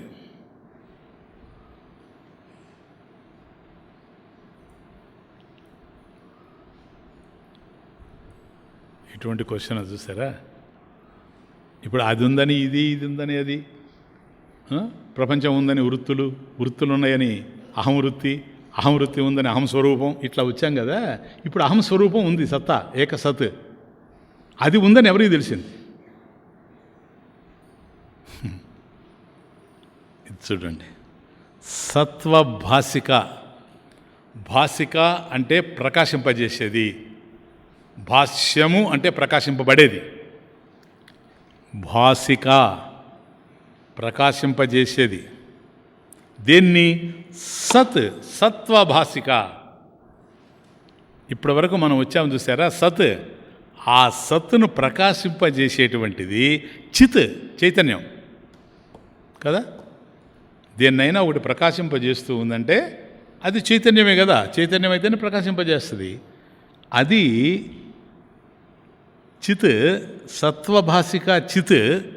ఆ సత్తును ప్రకాశింపజేసేటువంటి చిత్ క్వా ఎక్కడుంది? క్వా వా ఇతర, ఇతర కిం, అది చిత్క్వవేతర. సత్వభాసిక చిత్, ఆ సత్తు ఏదైతే ఉందో దాన్ని తెలియజేసేది, దాన్ని ప్రకాశింపజేసేది చిత్, చైతన్యం ఏదైతే ఉందో అది క్వా వా ఇతర, ఇతర కిం, అది వేరుగా ఉందా? ఉంటే క్వా, అది ఎక్కడుంది? జాగ్రత్తగా పట్టుకోవాలా, వెరీ వెరీ ఈజీ. ఇప్పుడు మనసు ఉంది అంటే నేనున్నానన్నా, దేహం ఉంది, దేహానికి తెలియదు, మనసు తెలియదు, వృత్తులు. అక్కడి నుంచి వచ్చిన తర్వాత అహం వృత్తి. అహం వృత్తి ఎవరికి తెలిసింది? నాకు. ఎందుకని? అహం వృత్తి ఉంది, నేనున్నాను. అహం వృత్తి లేకపోయినా నేను ఉంటాను. అజ్ఞానం ఉంది, ఎవరికి తెలిసింది? నాకు తెలిసింది. ఎందుకని? అజ్ఞానం ఉంది, ఉందని నాకు తెలుసు. అజ్ఞానం లేదు, లేదని నాకు తెలుసు. కాబట్టి నేను ఉండాను కదా. కాబట్టి ఒక్కొక్కటి ఉండడానికి ఇదిగో ఇది ప్రకాశింపజేస్తూ ఉంది. ఏది? అహం స్వరూపం. ఇది ప్రకాశింపజేస్తూ ఉందని తెలుసుకునేది ఏది? వాటన్నిటినీ తెలుసుకున్నది నాయన. కన్ఫ్యూజనా కదా? ఏవైతే ఉన్నవన్నిటినీ తెలుసుకోవడానికి చివరికి వచ్చేటప్పటికి అహం స్వరూపం వచ్చింది.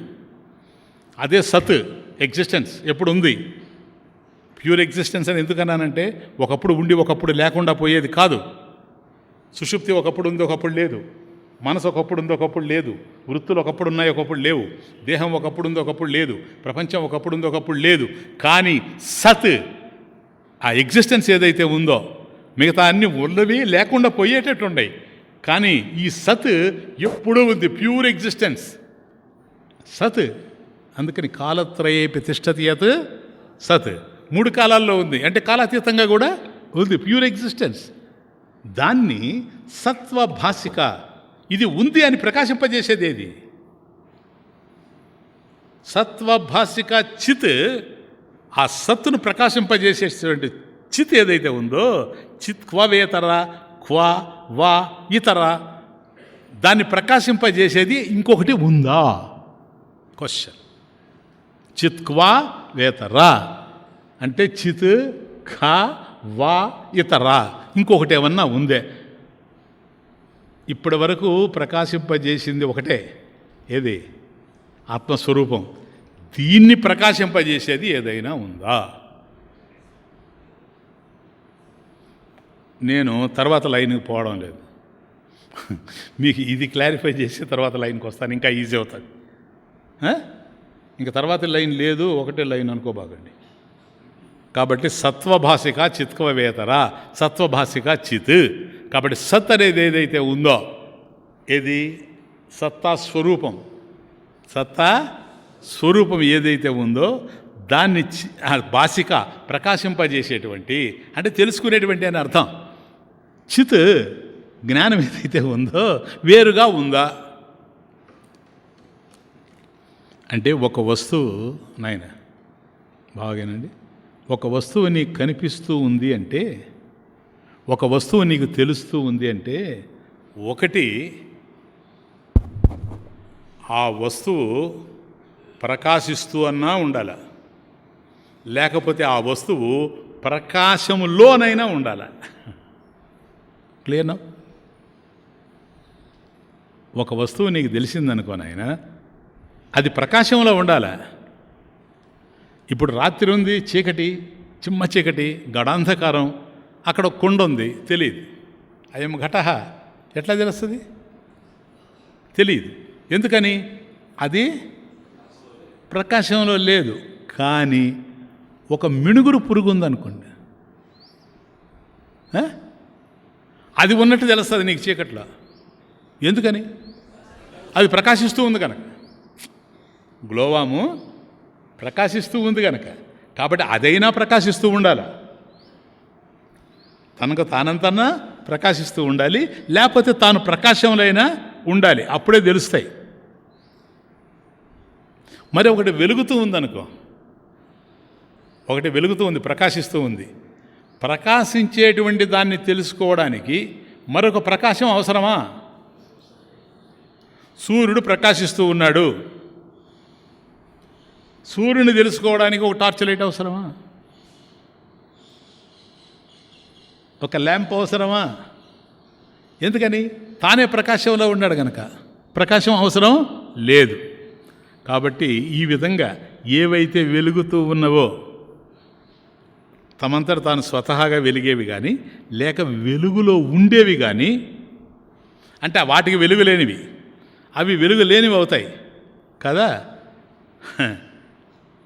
కానీ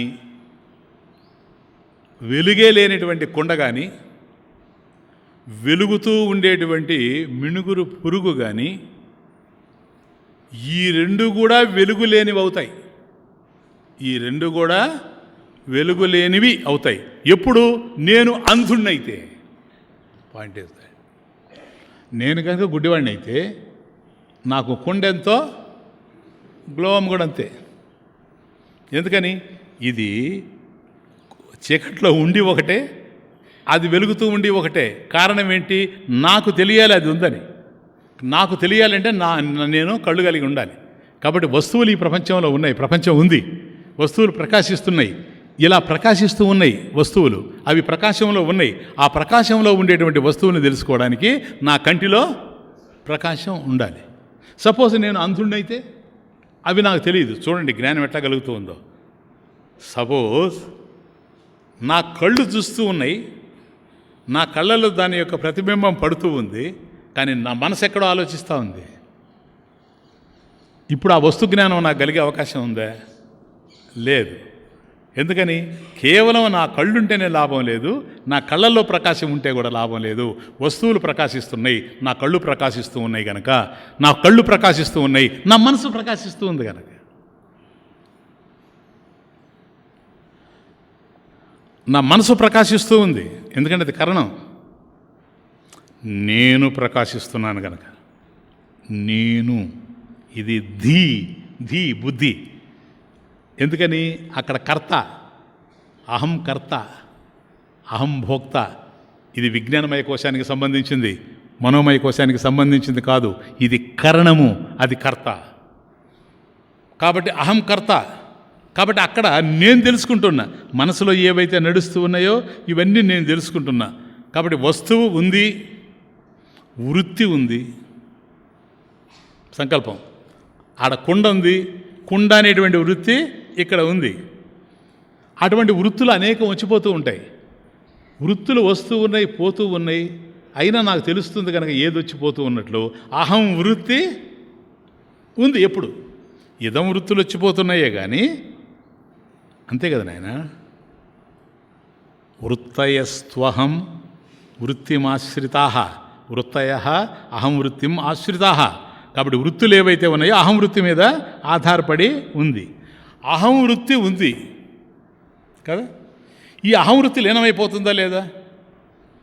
అహమి లీనకేపి అలయ సత్తయ. కాబట్టి ఆ అహం అనేటువంటి వృత్తి లయించిపోయినప్పుడు కూడాను నేను అలయ సత్తయ, నేను లయించకుండా ఉన్నానా లేదా? నేనెవరిప్పుడు? చైతన్యమే కదా. అదే కదా ఆత్మ. అది ఎప్పుడూ ఉంది కదా. ఇంతకుముందు మనం చూసినప్పుడు ఆత్మ ఉంది అని అన్నామే, అది సత్ కదా కదా. విగ్రహేంద్రియ ప్రాణధీతమహ నాహం ఏక సత్, అది సత్ కదా. ఎట్లా తెలిసింది సత్ అని? చైతన్యం ఉండబట్టే కదా. ఆ ఉండేటువంటి చిత్తు చైతన్యం ఏదైతే ఉందో అదే చిత్తు కదా. కాబట్టి సత్తుని తెలుసుకోవడానికి చిత్తు వేరుగా ఉందా?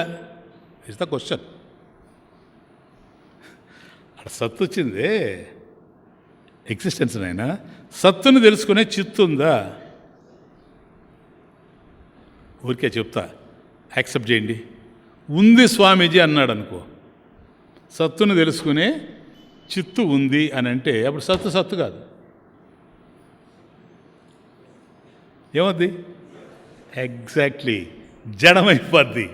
యజ్జడం తత్ అసత్. ఇప్పుడు సత్తుకు వచ్చేసాం కదా, మళ్ళీ అసత్తుకి ఎందుకు పోతావు? సత్తు ఉంది కాబట్టి సత్తుని తెలుసుకోవడానికి ఇంకొక సత్తు వచ్చిందనుకోండి, ఇన్ఫినిట్ రెగ్రెస్, అప్పుడు ఏమైపోద్ది? ఇది జడమైపోద్ది. కొత్తగా వచ్చింది సత్తు అవుతుంది, ఇది జడం అవుతుంది. మళ్ళీ అదే ప్రశ్న పడుతుంది, దాన్ని తెలుసుకునేది ఎవరని. మళ్ళీ ఇంకొకటి వచ్చింది అనుకోండి, ఇది జడం అవుతుంది, సత్తు అవుతుంది. కాబట్టి సత్తయా హి చిత్. సెకండ్ లైన్ సత్తే చిత్తు సార్. కాబట్టి ఏదైతే సద్రూపంగా ఉందో ఇదే చిద్రూపంగా కూడా ఉంది కదా. కాబట్టి చైతన్యం ఏదైతే ఉందో అది సద్రూపమైనటువంటి ఆత్మ కన్నా వేరుగా ఉందా? సదాత్మ సద్రూపము, చిదాత్మ చిద్రూపము. ఆత్మే సత్, ఆత్మే చిత్. ఇప్పుడు అహమస్మి అన్నాను అనుకోండి, అదేంటది? నేనున్నాను. అదేంటది చెప్పండి? అహమస్మి, నేనున్నాను. సత్ ఉండడం అనేది ఎగ్జిస్టెన్స్ సత్. నేను ఎప్పుడు ఉన్నాను. ఇది ఎవరికి తెలుసు నేనున్నానని? ఇప్పుడు మంచి చీకట్లో కూడా నేనున్నాను కదా. నేను ఉన్నానని నాకు తెలుసా తెలీదా? ఎందుకో తెలుసా? ఇప్పుడు స్వామీజీ సడన్గా నైట్ ఉపన్యాసం జరుగుతుంది అనుకోండి, రాత్రులు లైట్ ఆగిపోయింది అనుకోండి, ఎవ్వరు కనపడడం లేదు. స్వామీజీ మీరున్నారా అని అడిగితే, ఉండు నాయన చెప్తాను అని టార్చ్ లైట్ వేసుకొని చెప్తానా, ఉన్నాను నాయన అంటానా? ఎందుకని? నేను ఉన్నాను, నేనున్నట్లుగా నాకు తెలుసు. నేను ఉండడం అనేది సత్, నేను నాకు తెలియడం అనేది చిత్. సత్ అయాహి చిత్. ఆ సద్రూపం ఏదైతే ఉందో అది చిద్రూపం కూడా ఉంది. తమాషా చూడండి. జగత అస్తి, ప్రపంచం ఉంది. చూడండి తమాషా. ఇవన్నీ లోతు పోతే లాజిక్లో పెద్ద డిస్కషన్స్ శాస్త్రంలో. ప్రపంచం ఉంది. ఇప్పుడు మన దగ్గర ఏముందో తెలుసా? ఏముంది చెప్పండి? ప్రపంచం ఉంది. ఏముంది? ప్రపంచం ఉంది. ప్రపంచం ఉంది నాయన. ఇంకా బాగా చెప్పాలి, పోనీ పుస్తకం ఉంది. ఏముంది ఇప్పుడు మన దగ్గర? పుస్తకం ఉంది, ప్రపంచం ఉంది. గాఢ నిద్రలోకి నువ్వు పోయినప్పుడు ప్రపంచం లేదు. ఏముంది? అదే బూంది. ఉంది అనేది ఉంది. అది సదేవ ఏక సత్. అది ఉన్నట్టుగా తెలుస్తుందా లేదా? ఎవరికి తెలుస్తుంది? దానికే, నాకే. కాబట్టి సత్ అయాహి చిత్. సత్తు ఏదైతే ఉందో అదే చిత్తు. ఇప్పుడు క్వశ్చన్, కోహం అహం కహ, నేనెవరు చెప్పండి? ఇప్పుడు ఆ పోయినవన్నీ జడాలు నేనా? పోయినవన్నీ అసత్తులు నేనా? మిగిలి ఉండేటువంటి సత్తు నేనా? మిగిలి ఉండే సత్తు నేను కదా. ఆ సత్తు చిత్తు కన్నా వేరుగా ఉందే. సత్తయాహి చిత్తు కదా. సత్తే చిత్, చిత్తయాహ్యహం. ఆ చిత్తే నేను. కాబట్టి నేనెవరో తెలుసా? ఇప్పుడు సచ్చిదాత్మ, సదాత్మ, చిదాత్మ, సచ్చిదాత్మ. ఇంకేం? కాబట్టి ఇలా ఎంక్వైరీ చేసుకుంటూ వస్తే విగ్రహేంద్రియ ప్రాణధీతమః నాహం. ఎందుకని? హి తజ్జడం హసత్. నేనట్లా కాదు. ఏక సత్, అహం ఏక సత్, సత్తయాహి చిత్, చిత్తుయాహ్యహం. కాబట్టి సత్యదాత్మ స్వరూపం నేనే. నేనే, నాకన్నా అన్యంగా రెండవది లేదు. ఇప్పుడు ఎవరు స్వామీజీ? నేను ఆత్మ. క్లియర్? ఇది నేను లాస్ట్ వీక్ వేసే మీకు చాలా క్లియర్గా చెప్పారు స్వామీజీ. చాలా బాగా మాకు అర్థమైపోయింది. ఇంకా మర్చిపోవడం ఒకటే మిగిలి ఉండేది. కానీ ఒక్కటి చెప్పండి, నేను సరే ఆత్మని తెలిసిపోయింది. స్వామీజీ పరమాత్మ ఏంటి?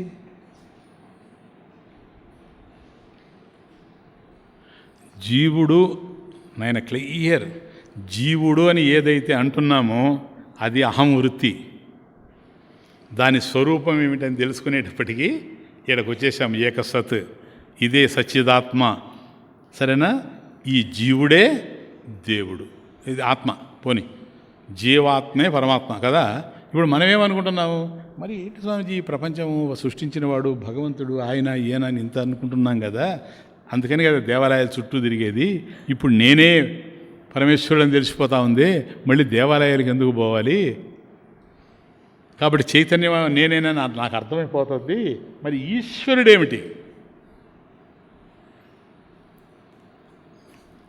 అంటే ఇప్పుడు నీ ఉద్దేశం ఏంటి?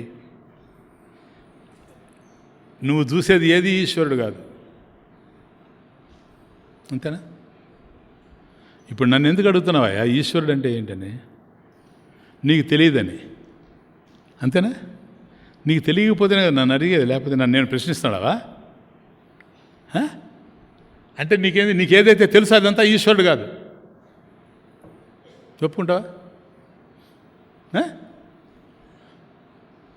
ఏంది నాయన ఈశ్వరుడు ఏమిటి స్వామీజీ అంటే ఏంటి దాని అర్థం? నీకేదైతే తెలుసో అది ఈశ్వరుడు కాదనుకోవడమే కదా. అదే కనుక ఈశ్వరుడు కాకపోతే ఇంకా ఈశ్వరుని తెలుసుకొని కూడా ఉపయోగం లేదు. నీకు ఏది తెలిసినది ఈశ్వరుడే. పాయింట్ ఈస్,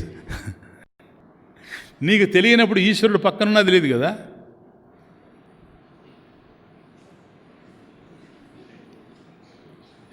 నేనేనా ఈశ్వరుడు? ఏం తమాష పడతావేంటి? నేనే ఈశ్వరుడు. నీకు ఎదురుగా ఉన్నానా లేదా? ఏది తలనవ్వు పండేవే? మీకు ఎదురుగా నేనున్నాను లేదా? నేను ఈశ్వరుని కాదని నువ్వు అంటుంటావు కదా. అంటే నీకు ఏ విధంగా ఉండాలి ఈశ్వరుడు అని ఉద్దేశం?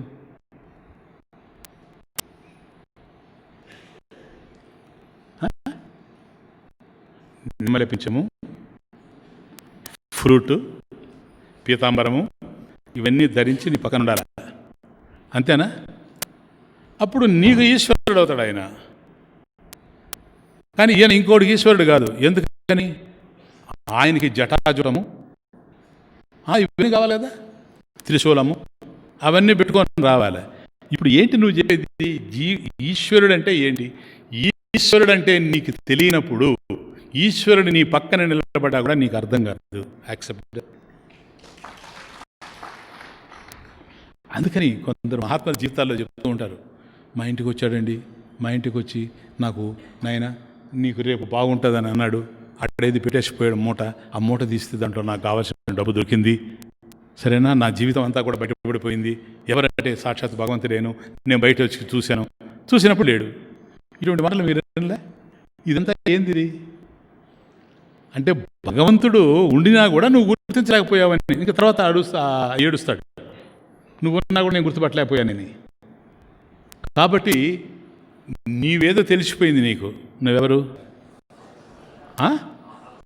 ఆత్మ. ఇంకేం కావాలి నీకు? పరమాత్మ ఏమిటని కావాలి. అంతే కదా? ఆత్మ పరమాత్మ. ఈశజీవయో వేషదీభిరా, ఈశజీవయో వేషదీభిరా సత్స్వభావతః వస్తు కేవలం సత్స్వభావతః వస్తు కర్తురాజ్ఞయా ప్రాప్యతే ఫలం.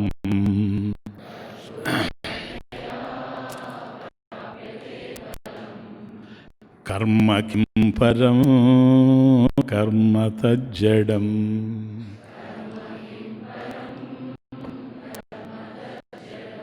ఈశజీవయో వేషదీభిద. ఈశ్వరుడికి జీవుడికి తేడా ఏంటంటే వేషంలోనే, కాస్ట్యూమ్స్. సరేనా? వేషంలోనే తేడా. సత్స్వభావతః ఏకం సత్వంలా ఇంతకుముందు చూసింది. సత్స్వభావతః ఆ సద్రూప చైతన్యం స్టాండ్ పాయింట్లో కనుక చూస్తే వస్తు కేవలం ఉన్నది ఒక్కటే కానీ రెండు కానే కాదు. దాన్ని మనం రేపు ఎస్టాబ్లిష్ చేస్తాం. సరేనా? అది అయిన తర్వాత మళ్ళీ ఈశ్వరుడు వేరు, నేను వేరు, ఇంకేంలే. నీకు ఎవడు కనపడ్డా వాడు ఈశ్వరుడే. ఎవరు కనపడ్డా వాడు ఈశ్వరుడే. వాడిలో దోషాలు ఉండొచ్చు, అది వాడి ఉపాధికి సంబంధించిన విషయం, నీకు అనవసరం. ఏది గోచరించినా అది భగవత్ స్వరూపంగా తెలుస్తుంది. Very beautiful shlokas next week. ఓం పూర్ణమదః పూర్ణమిదం పూర్ణాత్ పూర్ణముదచ్యతే పూర్ణస్య పూర్ణమాదాయ పూర్ణమేవావశిష్యతే. ఓం శాంతి శాంతి.